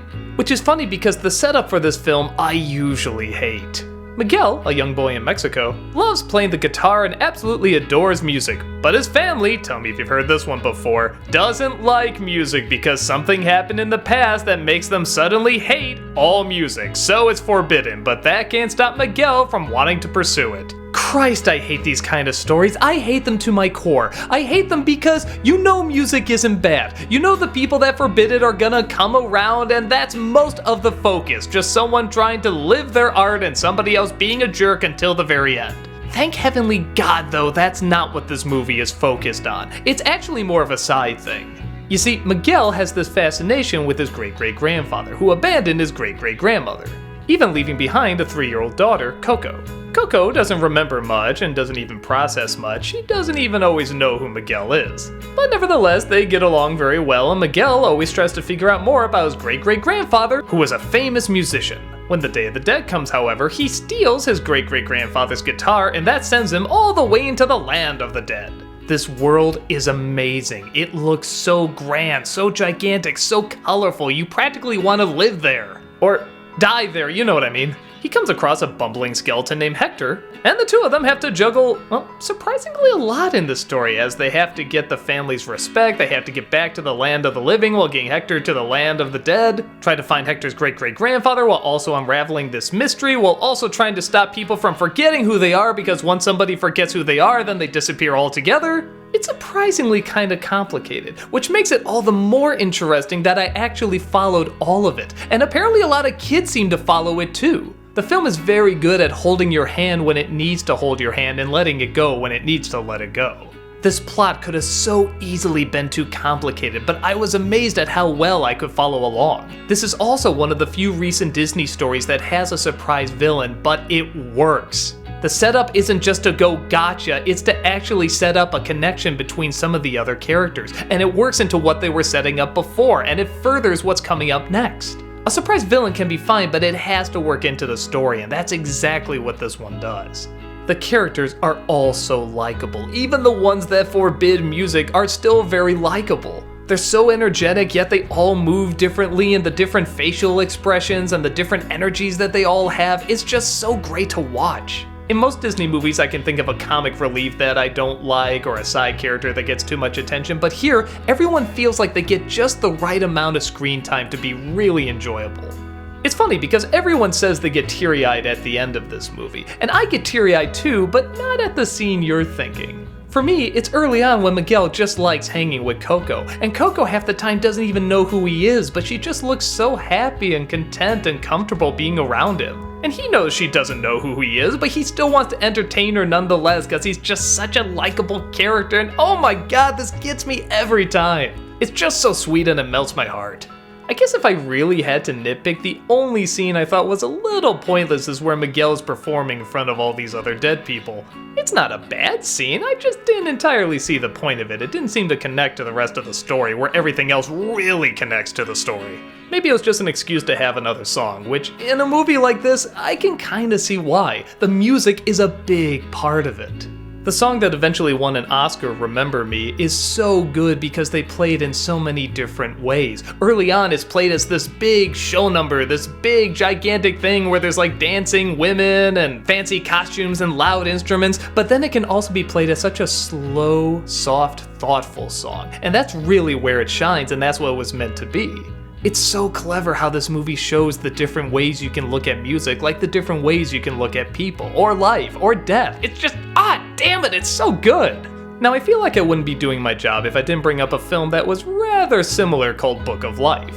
This came out before Coco, and it also has to deal a lot with music and Day of the Dead and this bright, colorful world. Honestly, when I saw Coco, the first thing that popped in my head is that this was gonna be a ripoff. But at the same time, I had to remind myself it's kinda like seeing Santa Claus in a different Christmas movie. This is just kind of the day. Day of the Dead does have a very distinct look, and both these movies do pick up on it. And in comparing the two, Coco is by far the better movie, but I don't know, is there a lot taken from this? Were they kind of looking at each other the same way Ants and Bugs Life was kind of keeping tabs on one another? I feel like for all the originality that's in this movie, I have to bring up a film that does have a similar visual style and ideas. Nevertheless, Coco still feels like its own thing. Visually it's amazing, musically it's amazing, the characters are amazing, the animation, the colors, it's all amazing. Based on its description from the plot and forbidding music and the surprise villain, I would think I would hate this film. But, much like the movie teaches, it's all about a different point of view. And the point of view this movie has, I know I'm gonna be watching a whole lot more in the future.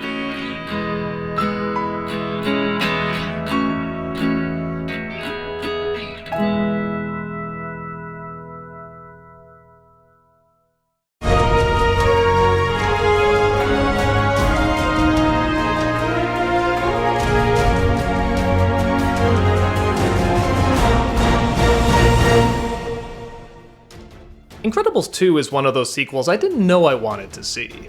Oh, don't get me wrong, like everyone, I wanted an Incredibles sequel. But after so many years of waiting, I kinda wanted to see the family a little grown up. Maybe the parents are even older, Violet's going to college, Dash is going to high school, Jack enters kindergarten while also discovering his powers and whether or not he should use them. Like, this is some really interesting stuff. Like I always try to tell myself though, I should focus more on what the movie is rather than what it isn't. And Incredibles 2 is a really great superhero sequel. It starts literally where the last film left off, with a supervillain attacking the city and the Incredibles going to try to stop him. Unfortunately, I guess like the old days, they cause more destruction than they stop. And they don't even get the villain, and the villain never even comes back in the movie. I love that. Sometimes the bad guy wins and you just gotta deal. The family is bummed because it looks like they had to go back to not using their powers and going in hiding again, but an eccentric pair of millionaire siblings see possibility in them. They want to rebrand superheroes and try to make them open to the public again, not have to hide. It looks like Elastigirl may be the best one to win the public over, and so she's sent on a bunch of missions while Mr. Incredible has to stay home with the kids. Things get even tougher though when a hypnotizing villain named the Screenslaver, God I love that name, starts taking over people's minds and vows to destroy our superheroes. Okay, so from hearing this plot you might think there's a lot of repeat. Honestly, when I heard this with the story, I kinda got angry. I can't believe we're doing just kind of a Mr. Mom thing here. But what the movie does, which I really felt the first film was missing, is it focuses more on the family as a group. Yes, there's another parent that's gone a lot, but it really shows all the different dilemmas and problems that are going on in each family member's life. In the first film, with the exception of Mr. Incredible, everyone just had very generic problems. They were just trying to fit in and be unique. Any other details, like trying to get a boyfriend's attention or trying to avoid the teacher, were just kind of done in one little scene. Here, they really go into the problem of their everyday lives and they all have to work together to get through it. Even if one of those problems is dealing with a family member not being there. But even then, they know the importance and they try to be supportive, and we don't go through that scene where somebody just cracks and yells at the other saying, oh, man's role, woman's role. No, they all just kind of do their thing. It's tough, but they find a way. And thankfully, it isn't just a good family drama, it's a good superhero movie too. Some of these action sequences are amazing. The scene where Elastigirl has to chase down this train while also having this bike that can split apart and she stretches with it, it's just so beautifully done. And speaking of beautiful, the film looks beautiful. I remember the first movie having this kind of idea that all the color would be sucked out because all the color is sucked out of their lives, but here, there is so much color, and it pops off the screen. I think because there has been so many years away, it did allow them to learn how to make the images even more striking. And we also get more of Frozone, and we also get more of these new superheroes, and oh god, this is just really good. It's just a solid, good movie that does exactly what it's supposed to do and more. There is, however, one problem with the film that the first one did a lot better, and that's the villain. Can you guess what the problem is? It's the same problem with pretty much every Disney movie now. It's kept a secret. So there's a big twist that's not really a twist at all. Everybody could see it coming, but it's supposed to be like this big reveal. And it's usually just a boring character with a really overcomplicated backstory that nobody cares about. I guess to the first one's credit, there was a little bit of a surprise revealing the villain too, but it happens halfway, and the villain was big and funny and over the top, and he seemed like a comic book villain. This one seems like a modern Disney villain. We don't even really get the cool gadgets or gears that we associate with superhero villains. It's just kind of this person that's angry, puts out this big diabolical scheme, and is instantly forgettable. I feel like so many of these Disney movies now are trying to add this sympathetic backstory, but because it's always done as a twist near the end, we can't really get to sympathize with the villain because we don't even know what the villain is up to or who the villain is until the end. So yeah, that part sucked, and it is a shame that it's such a big part, the villain. But honestly, the things that are supposed to be really great about it, the unique elements of family being a bunch of superheroes, is really focused on.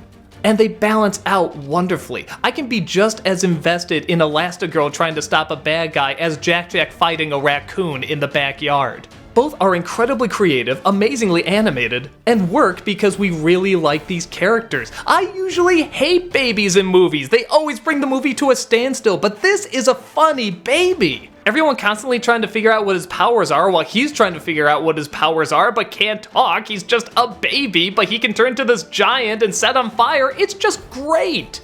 This is one of the few Disney sequels I actually like more than the first one. I like it because it doesn't mostly focus on Mr. Incredible. It feels like everybody gets equal screen time. Every time it cut to a different character, there was never a part of me that said, oh no, we're focusing on this person, I can't stand this character. No, I love them all. And I love them all together. I love seeing how they work off of their different powers, different personalities, it just all works. Sure, I wish the villain was a lot better, but everything else is so good, I can easily overlook it. Incredibles 2 is an incredible sequel, so go check it out if you haven't already.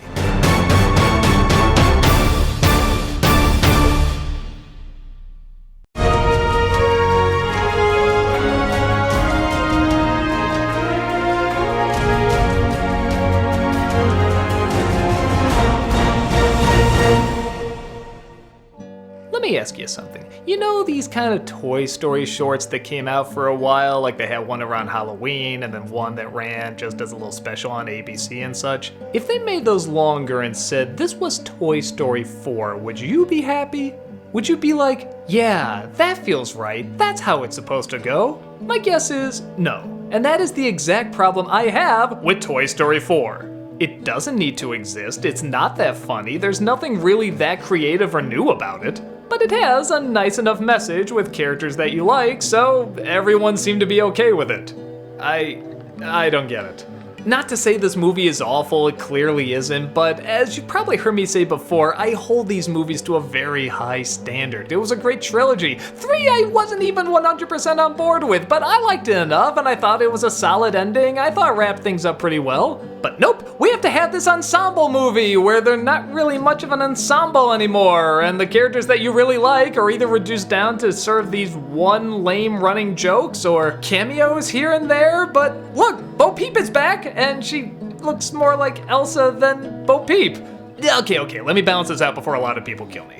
The movie starts out actually really solid, not just from an animation standpoint. I mean, my God, looking at this and just thinking back to the first film, I can't believe how far they've come. But in terms of story, we see Woody saying goodbye to Bo as she's going to be given away. And it's actually a very kind of panicky, anxiety-provoking scene. It's like the last time you're gonna see someone. He didn't know it was gonna happen, and he's trying to figure out if he goes with or does he stay behind, and it's really, really well done. I was actually like, holy smokes, I may actually love this. And for a while, the movie continues on that path. You see, Woody and the toys are fitting in pretty well with the new owner, but Woody's discovering he's not #1 toy anymore. Yeah, I haven't seen that yet. But it's different than just ego this time. Now it's feeling more like self-worth. Who does he look after? Who does he help? What is his importance? Well, their owner makes a brand new toy out of a spork that she calls Forky, who's so confused about his existence, he keeps confusing himself for trash and keeps trying to go in the trash. That's actually really funny. But Woody tries to tell him he's a toy and has this great responsibility to be by his owner.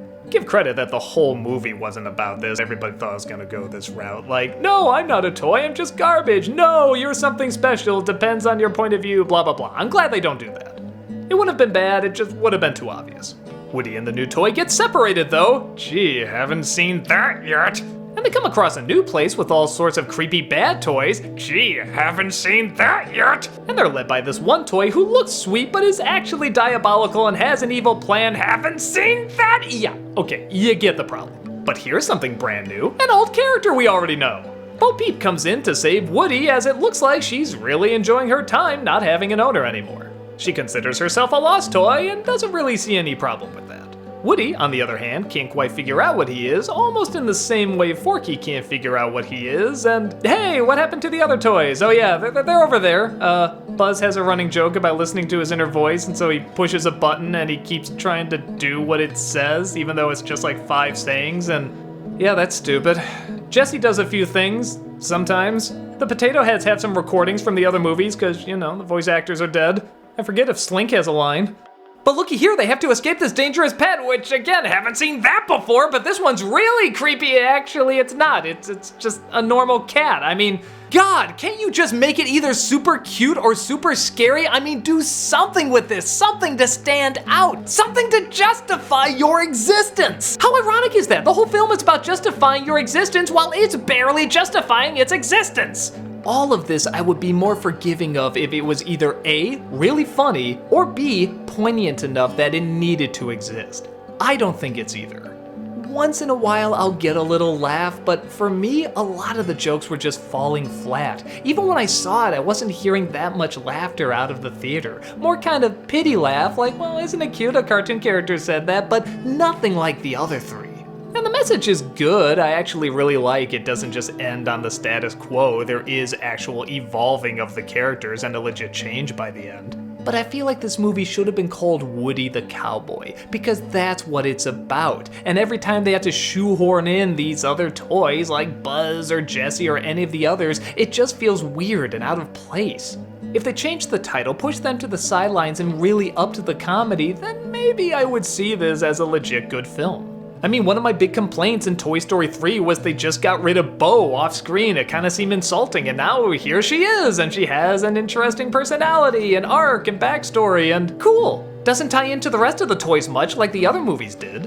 I mean, don't get me wrong, I know Woody's the main character and Buzz kind of is too, but there was this feeling of appropriate shared time. Like, not everybody got the exact same amount of time, but you remember the lines that Mr. Potato Head said, you remember the lines that Slinky said, you remember these characters because they left such an impact. If I saw this movie without seeing the other three, I wouldn't remember Potato Head, I wouldn't remember Slink, I don't even know if I'd remember Jessie. The one scene I thought really elevated it, not just as a Toy Story movie, but as a Pixar movie too, is the scene where the villain doll finds this lost child, and I won't go too much into it, but it's actually pretty deep and kind of profound. It actually had a lot of layers to it, which I felt the Toy Story films did. It's a short, simple scene, but it really speaks on a lot of levels, and I was really wishing the rest of the movie would do that. So yeah, I guess it starts off strong and ends pretty strong, but everything else just feels unneeded. And I know what you're thinking, come on, just relax, it's a kid's film, it's Toy Story, you're not supposed to think that deep about it, but the makers thought that deep about it. They did with the first one, the second one, and the third one. And this one, I'm sure they did, but they clearly didn't make it because they wanted to, because the story had to continue. They made it because we need another Toy Story. They disguise it well in many areas and do have some good messages and an occasional good laugh, but nothing ever felt like this needed to exist. Now with that said, some people don't mind. A lot of people see it saying, yeah, I didn't think it needed to exist, but it was nice enough, it got a few laughs, and that was pretty cool what it said at the end. And you know what? Awesome. If you got something out of this, I think that's fantastic. I'd rather people get something out of a film I don't like than hate it on the same level that I hate it. And I don't hate this, I just don't like it. If this movie really moved you, continue to let it move you. But me personally, I'm putting this one back in the toy chest.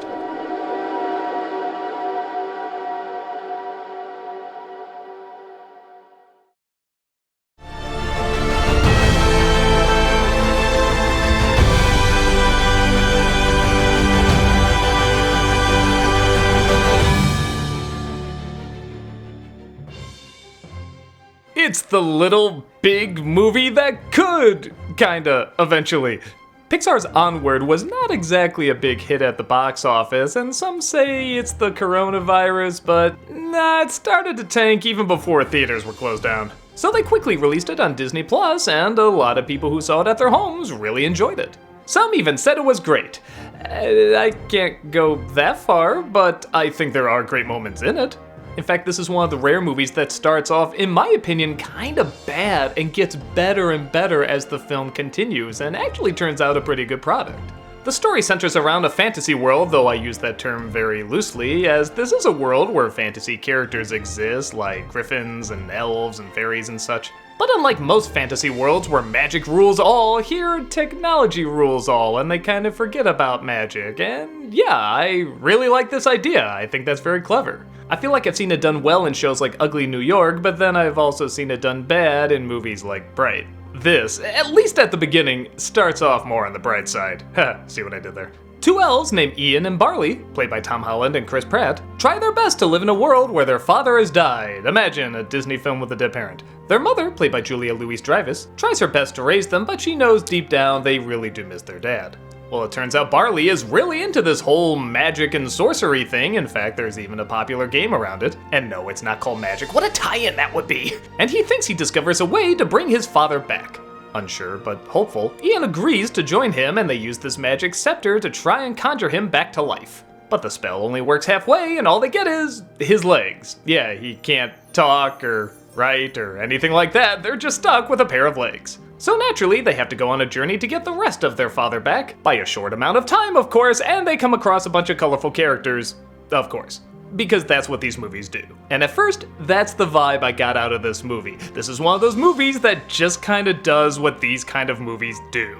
You see the big-eyed innocent who's a bit of a geek but still has a good heart. You see the mother who's trying to balance a million things. You have kind of the rockin' brother who's kind of a lunkhead but also has a good heart. And look, the dragon's a dog! What? We haven't seen that in... Well, yeah, we've seen that everywhere. Honestly, all of this I've seen everywhere. Which I wouldn't mind if the comedy or the world was more interesting. And look at it, it's just suburbia. I feel like there's a ton of things that could be done with this, a world that's half magic, half modern civilization, but no, it's mostly just modern civilization, and that's not that much fun. The comedy as well wasn't getting that many laughs out of me. Like, nothing was awful, but I don't recall really chuckling, and I know there were several moments where they were holding for like a pause where there was supposed to be a laugh, and I don't know, the screening I went to definitely didn't have that many laughs. But here's the thing, as soon as the quest gets started, it turns on. Suddenly, a lot of cool characters pop up, a lot of funny ideas pop up, and yeah, a lot of dramatic moments get all the more heartbreaking. They come across this group of biker fairies, I've never seen that before. They have to find this fierce warrior called the Manticore, but she turned her Cave of Doom into this Chuck E. Cheese location. That's really funny. The brothers' obsession with the van gets a few chuckles. Even that pair of legs, you wouldn't think you can do too much with that, but yeah, they do get really, really creative. All of this builds up to a really good third act, and it so easily could have been botched. Without going into too much detail, the brothers have a fight, and it looks like they split up, and oh no, they're not gonna like each other anymore, and you think, oh god, this is gonna drag on and on. But it doesn't. They wrap it up very quickly, and it very cleverly ties into the moral of the story. But then there's this evil entity that suddenly comes out of nowhere, and I'm thinking, oh no, are they gonna throw in a villain when you don't need it? But then when you see it, it's really creative and really funny. I won't give it away here, but yeah, it's a good payoff. But the best part of all is the emotional resolution. This movie sticks the landing where Frozen 2 just crashed and burned. There are consequences to choices. They follow through with their sacrifices. A character doesn't give up something and then suddenly, oh no, just kidding, here's some magic dust made your dream come true or something. No, they give it up for good. That's why it's called a sacrifice. That's why it's emotional. That's why it means something. And the funny thing about it is the movie starts off sluggish and awkward and then gets kind of interesting and really ends on a high note. So what's really weird are the moments that are kind of in between there, the parts in the middle. Like for example, there's a scene where Barley is really opening up and being vulnerable, talking about like something that was kind of traumatic and really left this big scar on him, and it's a really powerful scene. But they do it while on a giant cheese puff. Usually I'm totally down for scenes that mix something that's really dramatic with something really silly, but this just didn't quite click. There's a couple scenes like that. They're not awful, they just don't quite click. There's always something that just feels off about it. But like I said, as the film continues, it really ends strong. It's kind of like the Frost Nixon interviews. A lot of them are kind of just blasé and not that interesting, but then suddenly it ends on a really, really powerful note. So yeah, I definitely recommend this film. I feel like people will either watch it and have a similar experience I did, and if you are, just stay with it. It gets really good.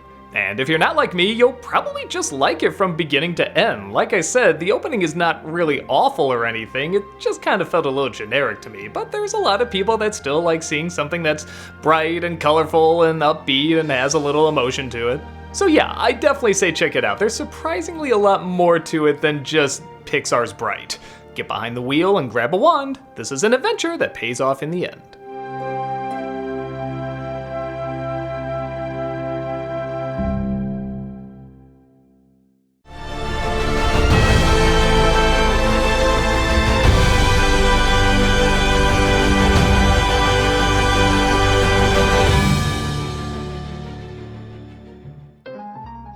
Let's wrap up this year's DisneyCember with Soul. This was another one of those movies that was supposed to be released on the big screen, but then the pandemic happened, so now it's released on Disney Plus on Christmas Day.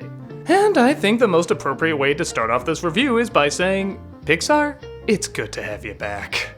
I'm sure you had a movie about Jessie retiring or the monsters starting an accounting firm, but man, does this feel like a return to form. It has the emotion, it has the creative ideas, it has great acting, it has phenomenal animation, and all of them feed into each other. It's not like, oh, everything was okay, but the animation was really good, or oh, the acting was good, but the story was a little off. No, everything feels right. It has the vibe that not only did it take a long time to put this together, but everyone legitimately wanted to work on it. A combination of passion, talent, and fresh ideas. We start off with a music teacher named Joe, played by Jamie Foxx. He's not exactly thrilled with this job, but it pays the bills. However, a giant opportunity has opened up to him. One of his former students tells him that he can be a pianist for one of the best jazz musicians out there. His family, however, doesn't like the idea of him taking a chance on such a risky profession. I mean, being an entertainer is not always the most stable job. All of this kinda doesn't matter though, because Joe suddenly dies. His soul is supposed to go to the great beyond, but he escapes and lands in the great before. That is to say, where souls are developed before they're put into human beings. The people in charge mistake Joe for a mentor, so he's assigned to number 22, played by Tina Fey. 22 is their most difficult soul because she doesn't want to be alive, so she does everything she can to sabotage her chances of going to Earth. Joe makes a deal with her that if she can get him to Earth, he'll rig it so that she never has to go. Along the way, of course, they come across all sorts of weird places and colorful characters and crazy shenanigans and maybe discover the meaning of life. No spoilers yet. The vibe most people get out of this is Inside Out meets Coco, and yeah, I think that's fair. This director has a talent of taking stories that honestly have been done before, but adding kind of a new spin to it with Monsters, Inc. I've seen this before, where the monsters are kind of in this office setting and they go under beds and closets and stuff, but had an imaginative childlike lean. The idea of humanized emotions controlling people has also been done before, actually by Disney too, but he struck a balance of something for both kids and adults. Now we have another idea that I'm sure has been done before, but this time it's leaning mostly towards adults. That is to say, kids can watch it, and yeah, there's some little hyper cutesy jokes here and there, but this mostly has an adult lean.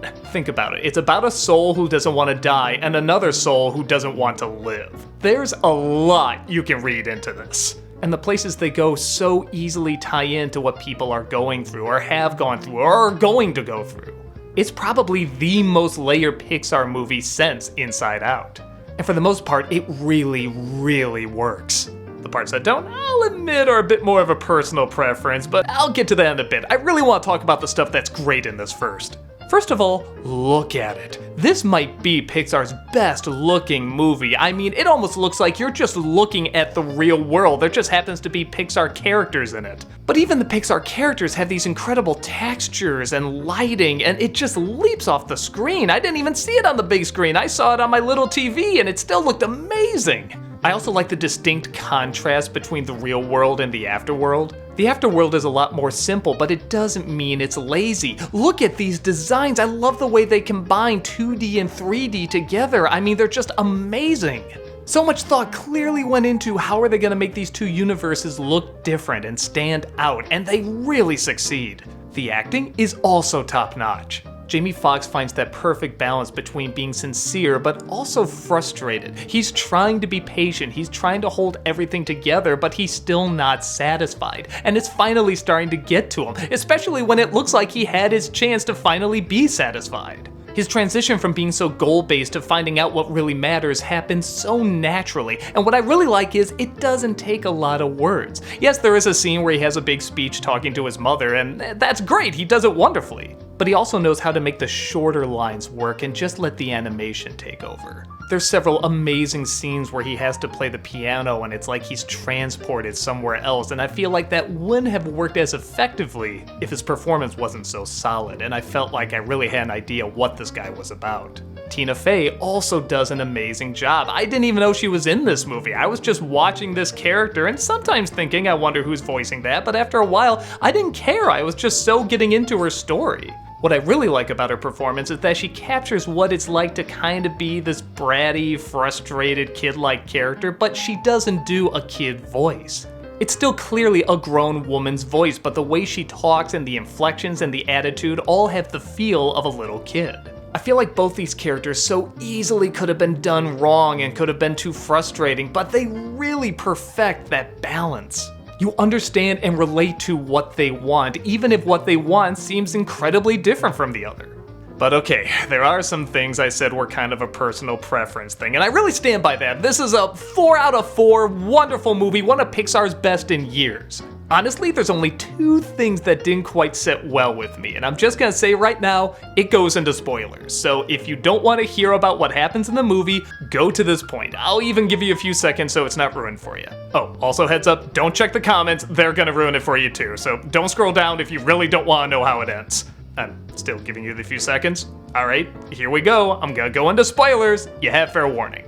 My first tiny gripe is I wish when Joe and 22 went back to Earth, it was a little funnier. I really like the idea of Joe finding these little things that he remembers liking and having them win 22 over, and I also really like that 22 is not won over by exactly the same things as him, with like music. You think she's gonna hear jazz and fall in love, but she doesn't. It's silly things like pizza and the little helicopter leaves falling from trees, silly things like that. But I feel like the comedy had to be a little more punchy. I actually had the same issue with Inside Out, but again, it didn't ruin anything for me. It's just something I felt was missing a little bit.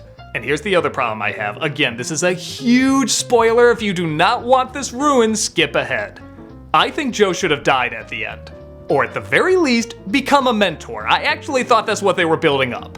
Remember when 22 is like, wow, you're giving up your chance to go to Earth for me? And he's like, yeah, it's worth it. And it looks like he accepts it. He closes his eyes, he smiles, he's ready to go into the great beyond. And then suddenly, just kidding, no consequences. You don't lose a thing. Start over, Frozen 2, it's all good. But here's the thing, I've talked it over with some friends and they see it a little differently than I do. They see him as discovering what the meaning of life is, what he should have been focusing on, and now he's given an opportunity to live it again.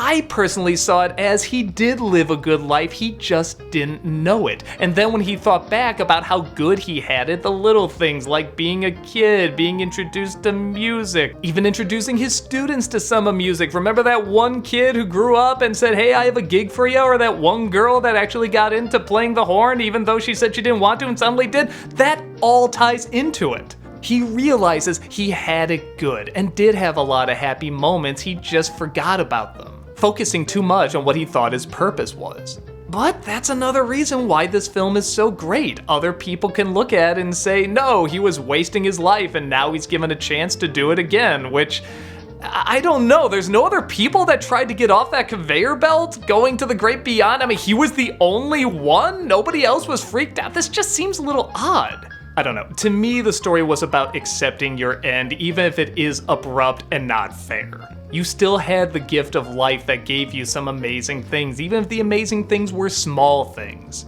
I'm actually really curious what you all think because I get the feeling I'm alone on this. I guess it's kind of the pros and cons of making a movie that has so many layers you can interpret it in so many ways, but do you think it should have ended with him going to the great beyond and yeah, that's life, it's unfair, but that's how it is? Or do you think he deserved that second chance? I really want to know what you think about that. But let me also make it very clear, that doesn't ruin the movie at all.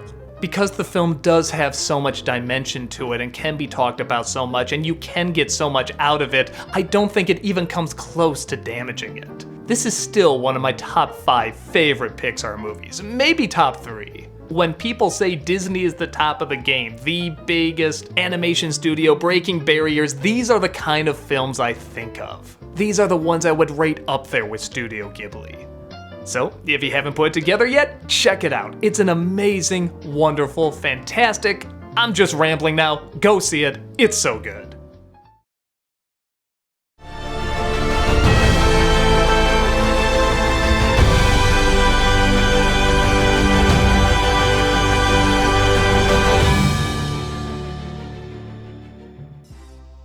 Sometimes the best word you can use to describe a movie is delightful. Luca is friggin' delightful. I think everyone's made a comparison that this is kind of like a Studio Ghibli film, and more the smaller ones like Kiki's Delivery Service or Neighbor Totoro. Hell, it takes place in the town Porto Rosso. And while I definitely agree, I think it also has that Pixar charm to it as well. This is a funny, charming, smaller story that doesn't have quite as much at stake, but I really see that as a plus. You don't always have to travel to the land of the dead. Sometimes just a little sea creature boy wanting to win a race is enough. Why did I say that like it was supposed to sound normal? Okay, the story centers around Luca, a little sea monster who lives underwater with his family but has a yearning for the human world. Yeah, sound familiar, right? Well, trust me when I say that's where the comparisons to Little Mermaid end, because this really takes on its own identity. Though his family tells him he's not allowed to go on dry land, he comes across another sea creature named Alberto, who reveals that when they're not underwater, they take on human form. This already is such a unique idea. It reminds me a little bit of Gargoyles, how like when the sun is up they turn to stone and when it goes down they turn to real creatures. I really like fictional characters that once you do blank, it results in blank, if that makes sense. Like it can't just shapeshift whenever it wants or has wings so it can fly, like something has to cause something else to happen. It makes the variety of problems and adventures that go on all the more unique. Luca forms a strong friendship with Alberto, who constantly acts like he knows all about the human world, but even he would admit out of nowhere, maybe he doesn't. Luca becomes obsessed with a certain device he sees called a Vespa, a scooter that, upon first seeing it, he imagines can kind of fly. I love this childlike imagination and innocence. Later in the movie, Alberto tells him that the stars are actually little fish in the sky, so he imagines flying the Vespa up into the night sky where fish are swimming next to him. My god, this is so imaginative. And it turns out there is a way they can get one by winning this very bizarre race where you have to swim, eat, and bike in that order. They befriend a girl named Julia, who tried doing the race herself but kept throwing up, resulting in maybe my favorite line in the movie. When you quit in the middle of the race? I didn't quit. They made me stop. God, that's good. While training for the race, they do meet a lot of the town locals. Julia's father and Kat, who are intimidating but get on their soft sides. An egotistical bully who always wins the race. His henchmen, or hench boys, because all bullies have hench boys. And a town of oddballs that, quite frankly, don't like sea creatures. Oh, not that they're sure any exist, but they've heard stories and just assume they're bad.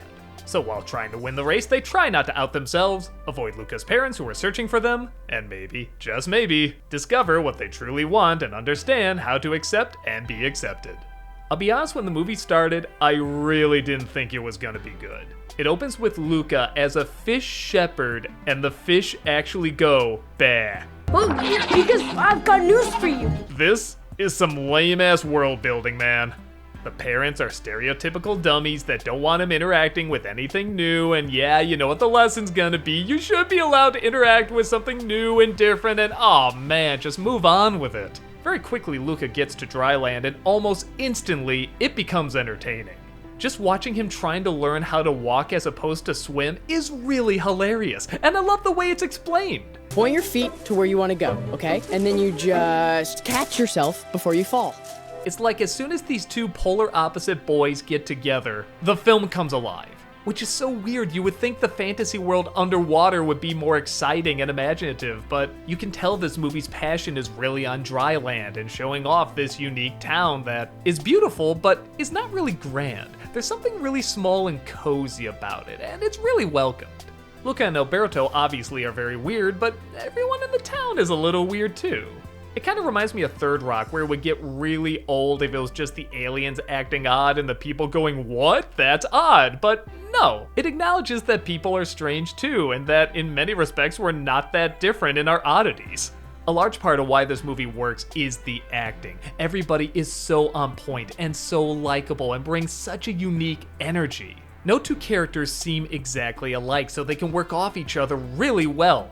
It reminds me of Simpsons or Parks and Rec, like when something happens, I want to see every character's reaction to it. Jacob Tremblay, who plays Luca in this, has become such a phenomenal talent. It's funny because I kind of made fun of him in one of these Smurfs movies where, yeah, he was just a little kid and you can't expect him to really act that fantastic, he's just a little kid. But he's become one of the great child actors, and it really shines in this role.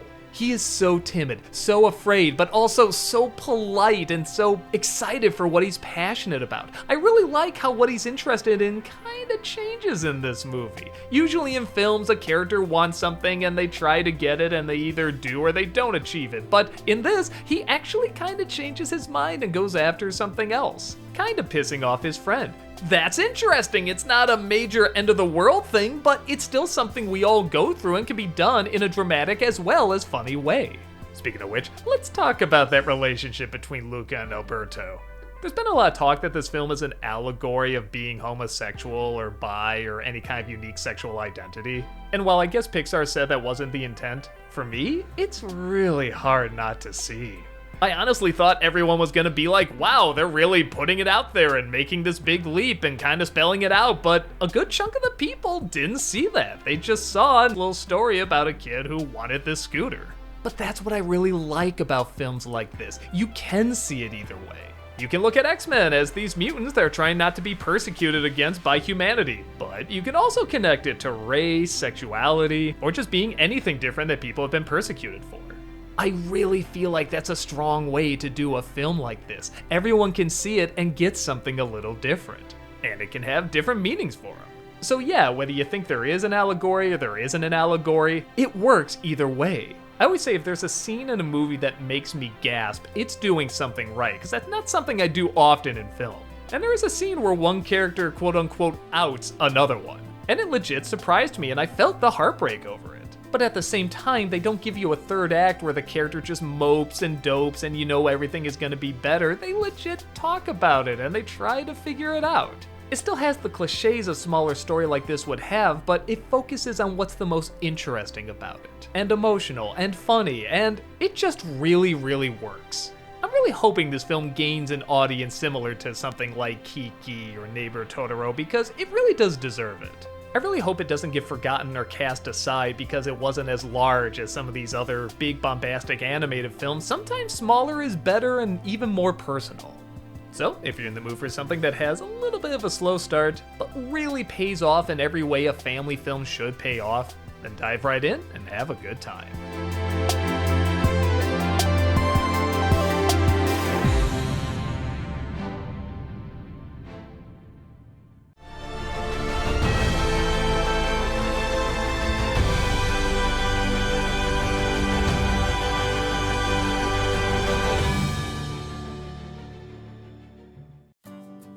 So I guess this movie is pretty divisive. To tell you the truth, I didn't even do a vlog of this movie because I was so divisive on it. I want to see the movie again to see if my opinion changed on it. The reason? I thought the first 2/3 of this film was ungodly annoying.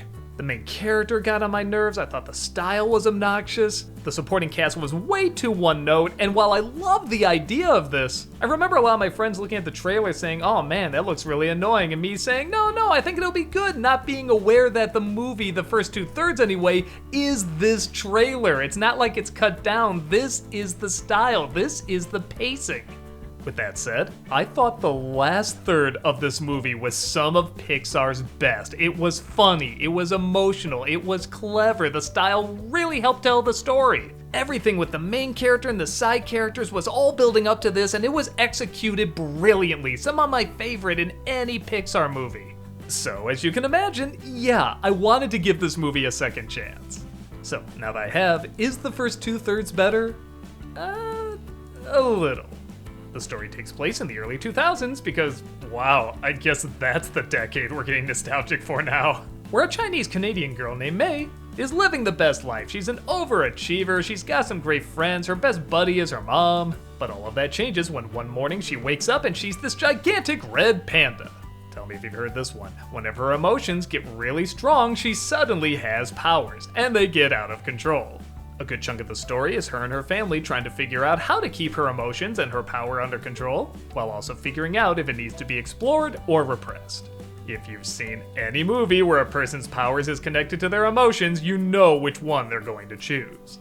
But being totally honest, I love this idea. I really like unique coming-of-age stories like this. I liked it in Teen Wolf. Studio Ghibli did an amazing film called Only Yesterday. I like them because you can connect the metaphor to a lot of unique things that young people are going through when they grow up. I was actually excited to see if this was going to be kind of vague, like it could be a lot of stuff. It could be sexual identity, it could be physical identity, it could be all sorts of things. Early on though, they make it very clear the biggest analogy is to when a girl first gets her period. But make no mistake, that's not all it is. I think if they did that literally, a lot of this dialogue would not be taken very well, like, repress it, it'll be gone soon, we'll get that out of you. This is more about the complex feelings of going through this, not literally the physical action of going through it. I was actually excited to see Disney finally go this direction, as they did have a chance with Only Yesterday to release a film that does talk about it, but oh no, you may need to put a P in front of that G when that actually meant something, so they didn't release it. FYI, that movie is a lot better. But while the layout of the story is very good, like if you were to just show me this script, I say, yeah, this is pretty solid. The execution is really grating on me. I think this movie is trying to do with that anime simplified, big head, big mouth style that's so popular. What, say, Hot Fuzz did with the action cop style, or Spider-Verse did with the comic book style.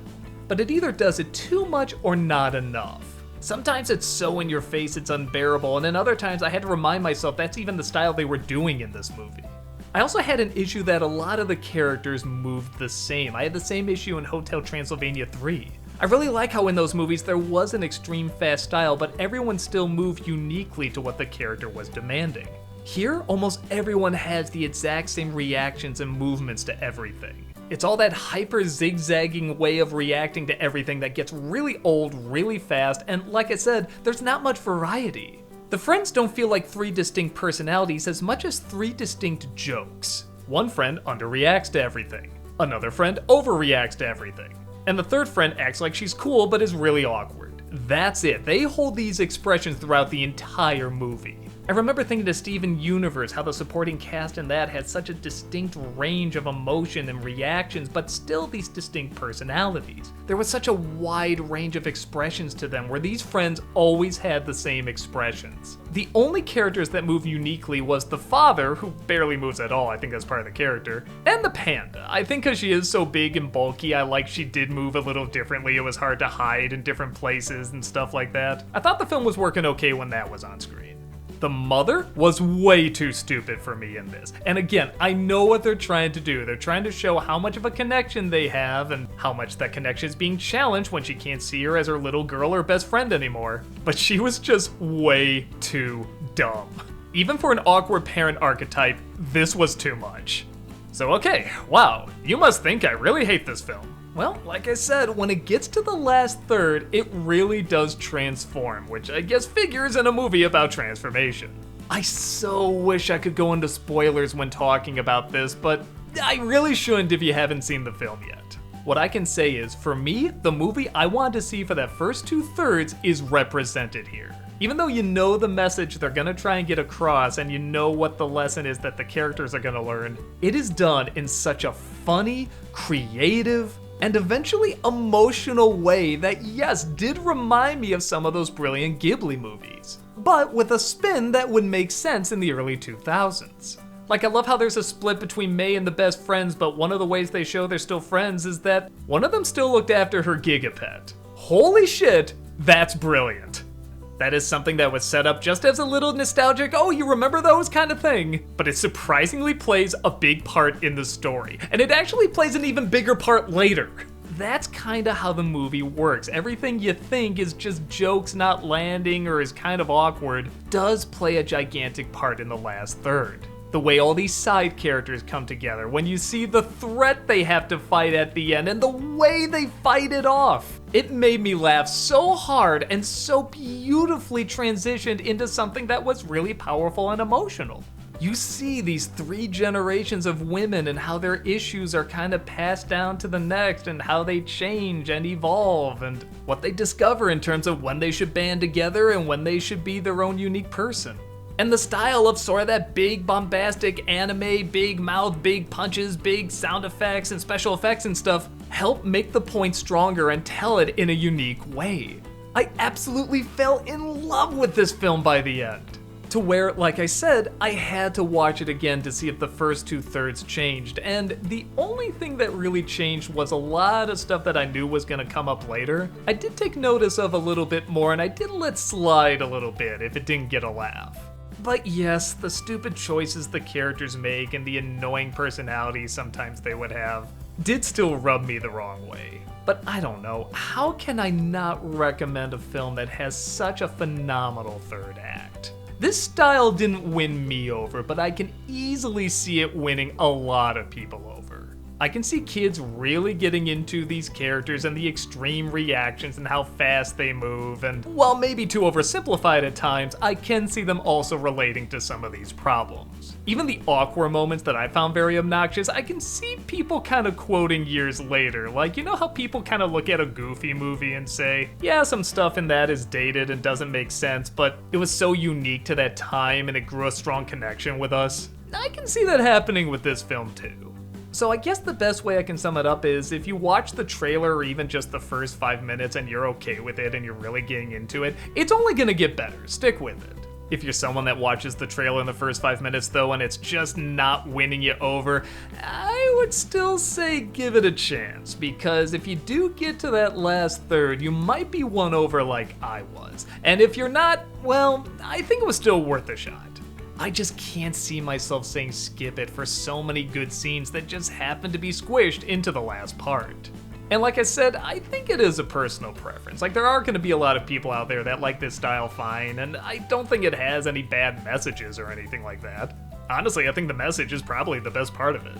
But like I said, I think there are a lot of people who are going to laugh through this, and maybe form a strong connection with it. Take that for what it's worth, put it on, and see if you too start seeing red.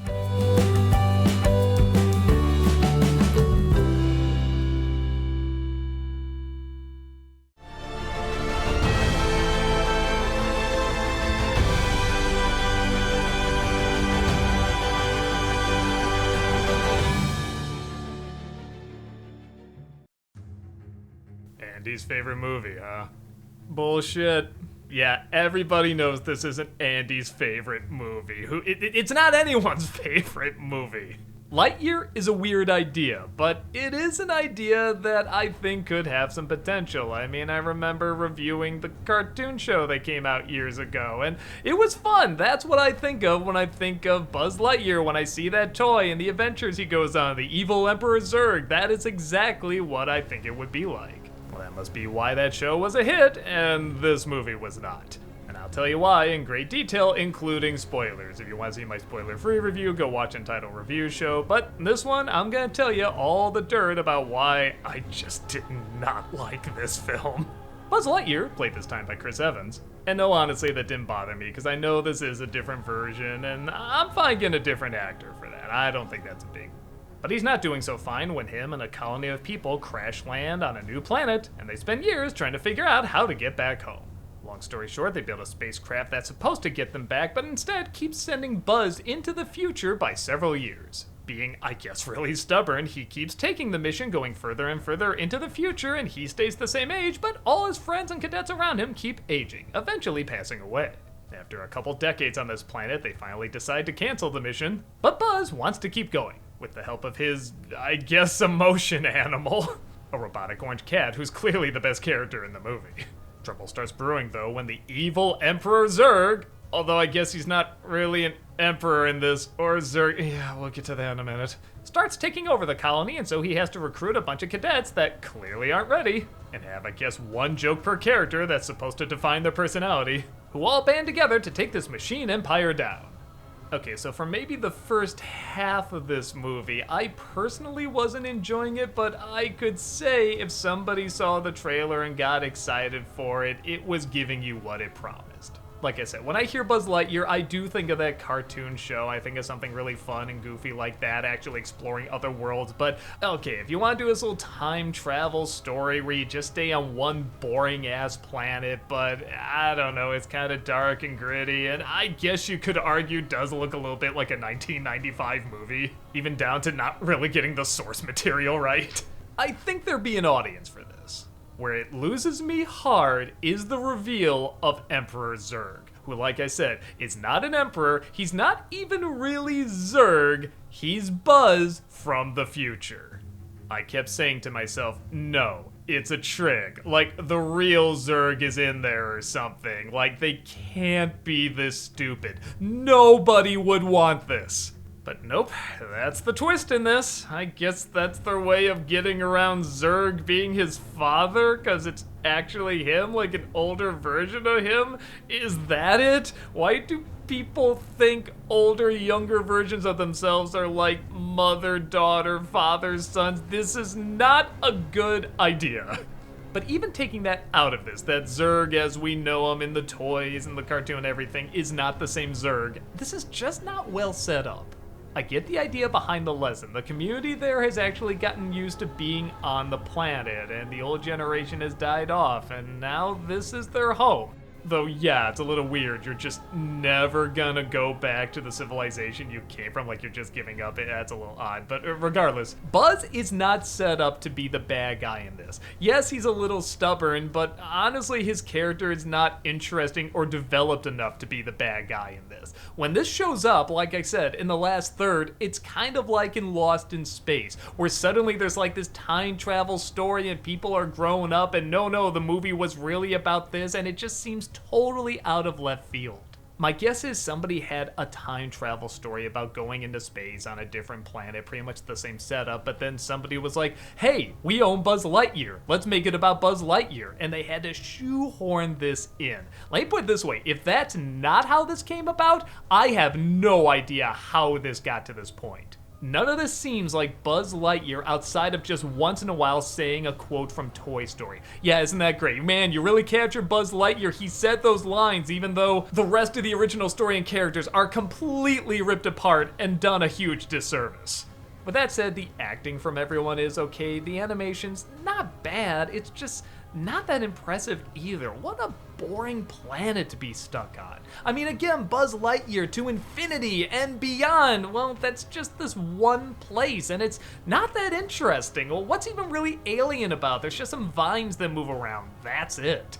There's another Disney film that came out this year called Strange World, and that's imaginative. Look at this place. There's so many things I want to ask questions about and see how it works, and I just want to jump into this world and explore it. I don't give a shit about this place. It is so bland and underwhelming, and these characters do not help that at all because they are just as bland and underwhelming. The humor in this movie just doesn't work, aside from the cat. Like I said, the cat is legitimately funny. Nobody had anything interesting to offer. Honestly, a part of me was saying maybe I'd have more fun just watching this planet evolve over time and them kind of get used to living here and declaring this as their new home. Maybe that would be a more interesting story. And again, maybe that was the original story. It was about just one guy who couldn't adapt and he was trying to fight against what was just naturally happening and couldn't come to grips with it. I guess that would have been an interesting enough story for a Pixar film, but not a Buzz Lightyear film. I don't know, I didn't hate this movie, but there was very little I enjoyed about it. And to be fair, even watching the trailer, I wasn't that sucked in by it, so maybe I'm just not the right audience for it. What did you think? Because I didn't grow up with Toy Story. I really loved the original, but I didn't grow up with it. And I think now enough time has passed that there is a whole generation, hell, maybe even a couple generations, that grew up with this as kids and probably have a really strong connection to this character. Hell, people were really upset that Tim Allen wasn't voicing him, and to me, I could kind of care less. Again, it's a different version, so that didn't bother me, but now I'm wondering if people got upset about that, what did they think about the rest of this film that changed so much? My hope is that Pixar sees this and finally gets the idea, oh, maybe this should have been the Disney Plus movie and films like Turning Red and Luca are the ones we should have released on the big screen. The original ideas, the ones that people were excited to talk about. I'm really hoping this is kind of an eye-opener because I heard this film did not do that great. Let me know what you think now that time has gone by, and I guess I'll see you next time we go to infinity and... yeah.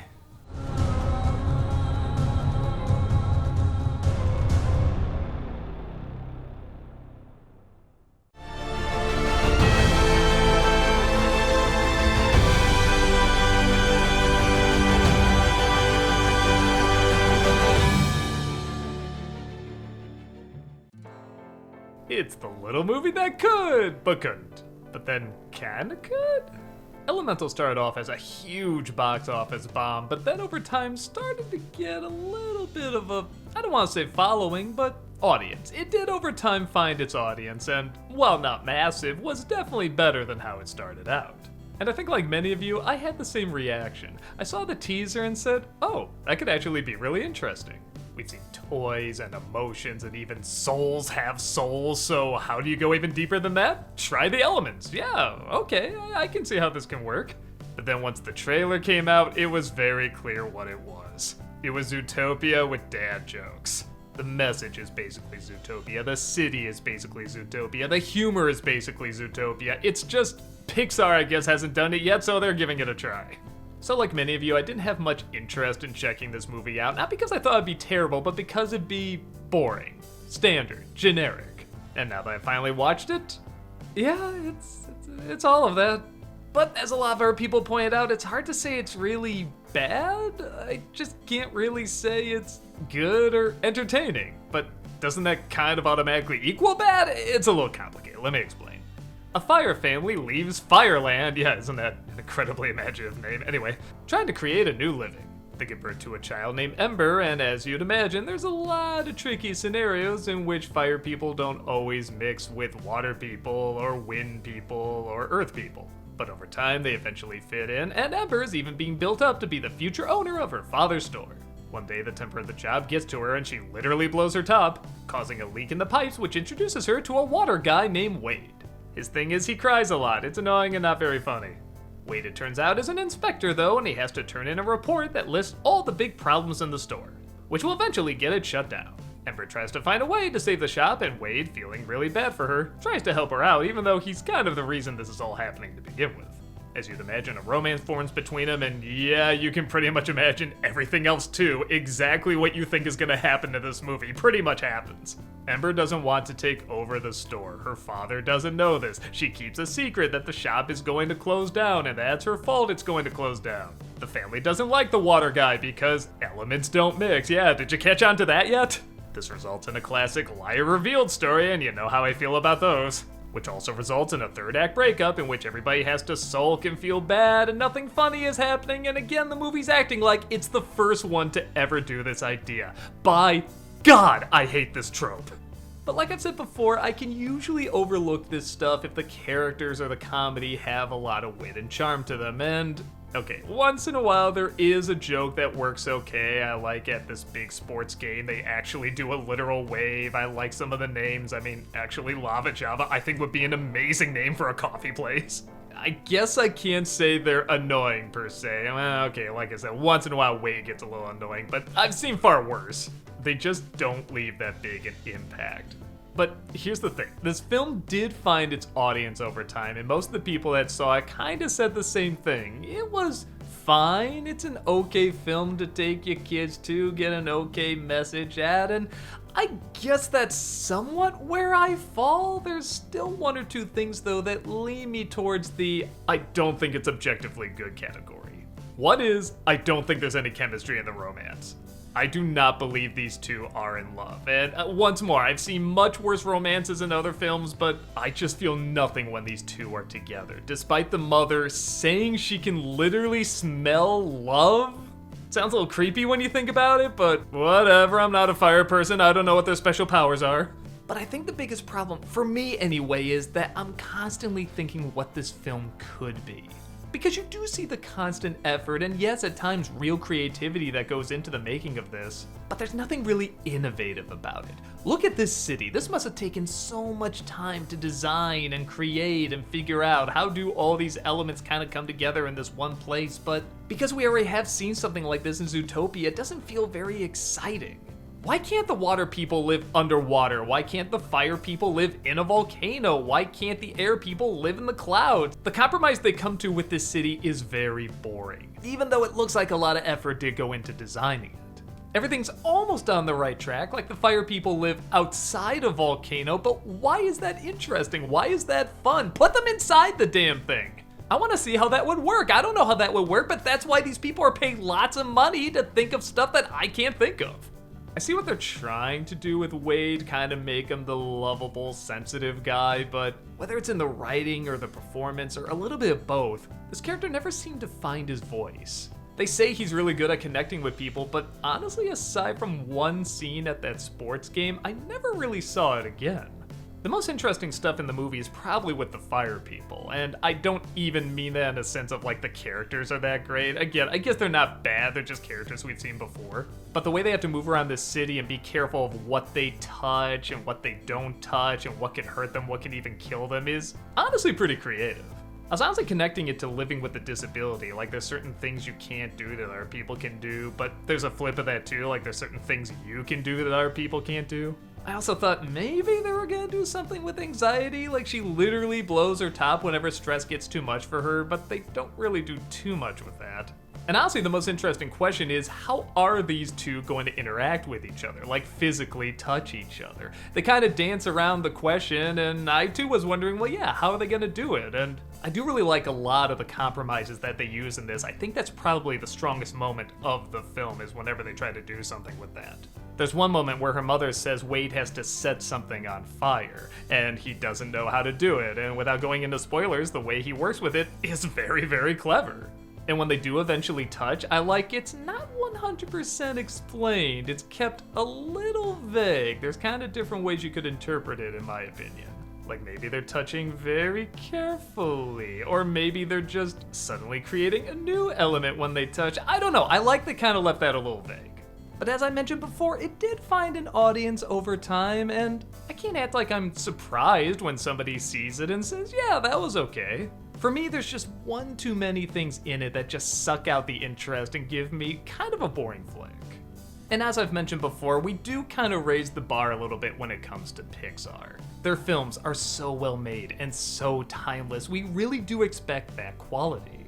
And if this was just trying to be a small little story, very laid back and not about anything that major, maybe I'd excuse it, but you can tell it's trying to do what a lot of stories with very direct symbolism nowadays, and I'll admit a lot of them from Disney, are trying to do.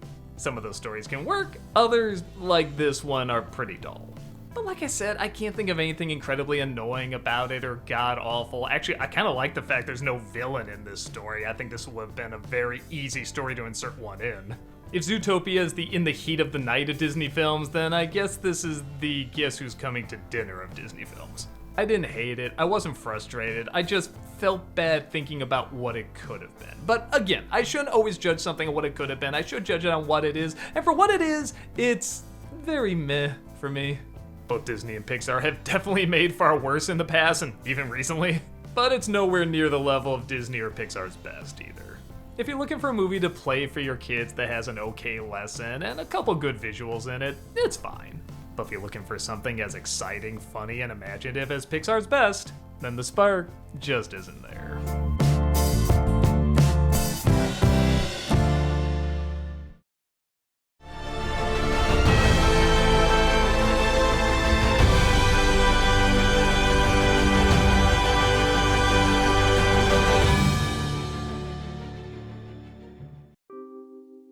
It's Inside Out 2 with spoilers! That's right, if you want to know my thoughts on this movie, you haven't seen it yet, and you want to know what I thought of it without giving anything away, go watch my Untitled Review Show video. But with this one, we're making the assumption you've seen the movie, so some big plot points are going to be given away. You've been warned. I also got something else. I'm going to reveal which one of these movies I like better, because if you recall, I said in my Untitled Review Show, I didn't know which Inside Out I liked better. Like, this one was really, really good. It was kinda hard to choose which one is my favorite, because the first one was my favorite Pixar movie. And after literally months of going back and forth, which one of these do I like better? I mean, I made a chart and everything, guys. It was crazy. I didn't do that. Don't do that. I finally got my answer. Riley is growing up, becoming a teenager now, and with that comes all new emotions, the biggest one being anxiety. Anxiety comes at both the perfect and worst moment as Riley is trying to get into this hockey team, while also finding out her best friends are moving away, and this is the last weekend she's going to be able to spend time with them. Obviously, this creates a lot of stress, difficult choices, and inner turmoil, as literally turmoil is going on inside her head, with the emotions fighting each other about who's in charge. Okay, so I guess let me talk about the things that I can't say didn't work, but just didn't work as well as the first one. Maybe the biggest issue I had watching it again is that they spent just a little too much time at that control panel. I heard a lot of people complaining it's kind of repeating the first film again, where a lot of them are separated from the control panel and they have to journey through Riley's mind, and I honestly had no problem with that because I was starting to get pretty restless in this one room. I think that's the big thing, it is one room. Maybe when those puberty construction workers came in and started remodeling everything, they could have added a few more rooms. They could have added a few different ideas, which kind of happens. They do have that sense of self they have to take the elevator down to go see. That was a nice addition.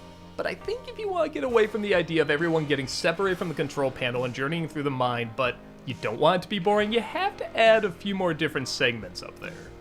As I mentioned in my previous review, I didn't like literally the last second of this movie, and if you've seen it, you know it hints very strongly that Riley made the hockey team. First off, I think it would have fed into the message better if we just didn't know, like they kept it open, like they're saying, whatever happens, we'll be okay with it, we'll deal with it. And granted, this film did very well, it's probably gonna get another sequel, so we would find out by that time, but even in the third film, you could say like, oh, she didn't get in that one time, but then she tried out again and got in, she worked with it okay.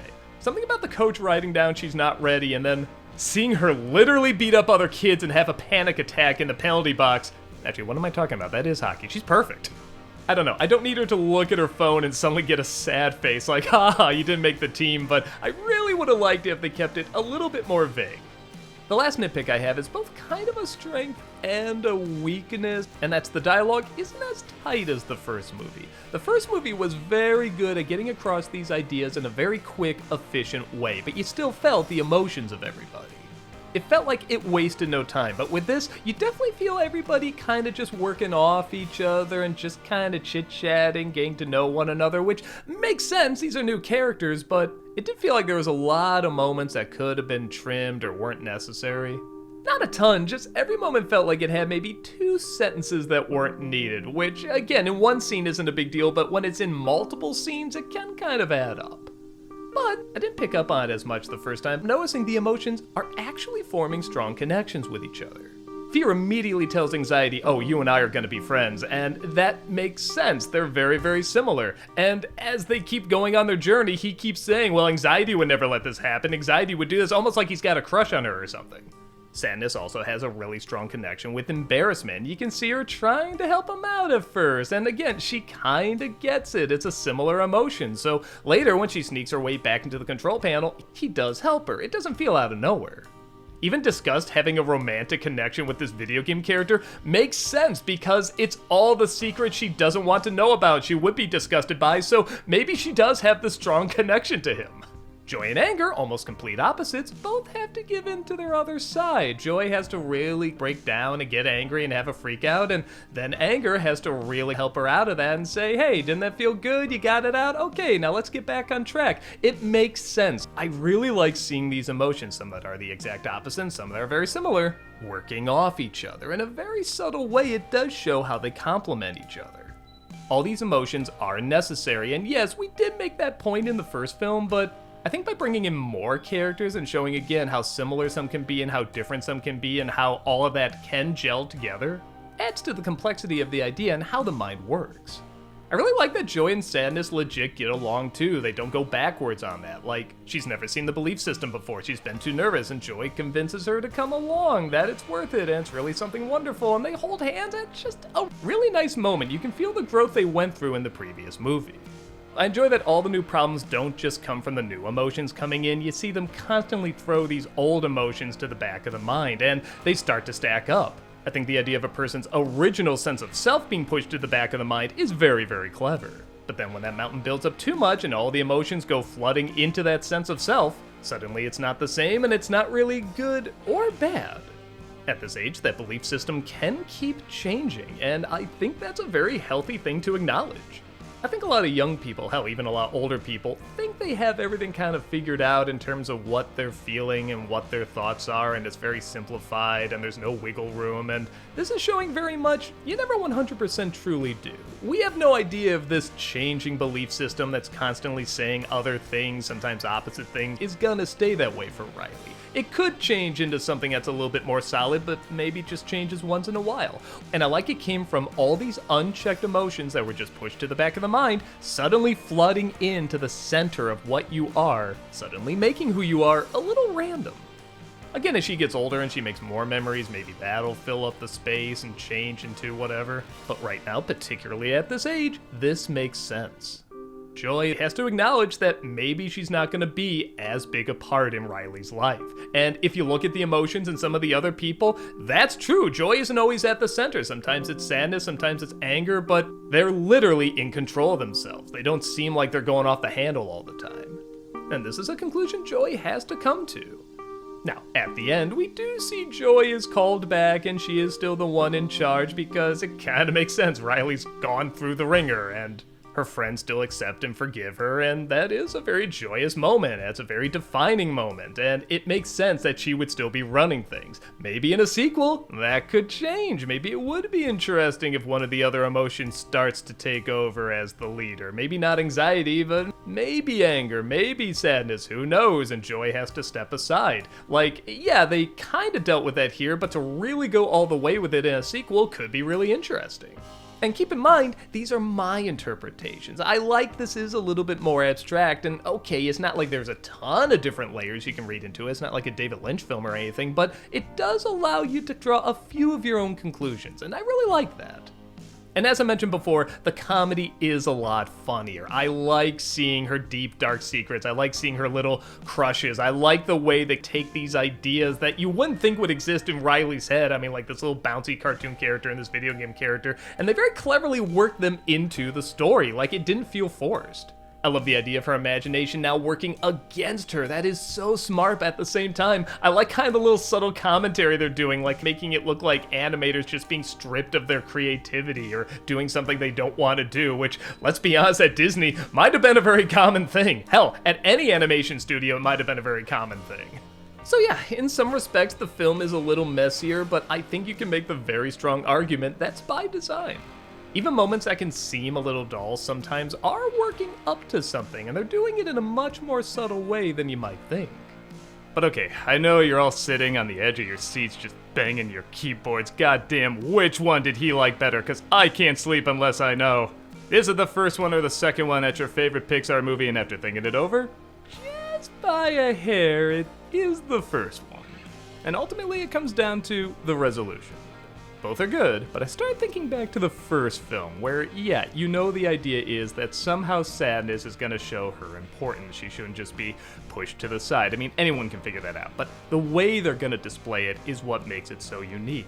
I love that Joy looks at her happiest memory, or one of her happiest memories, and shows that it couldn't have happened without sadness. She just rewound it a little bit and saw how important she was. She wouldn't have gotten there if sadness wasn't involved. That is just so direct and so simple, it's perfection.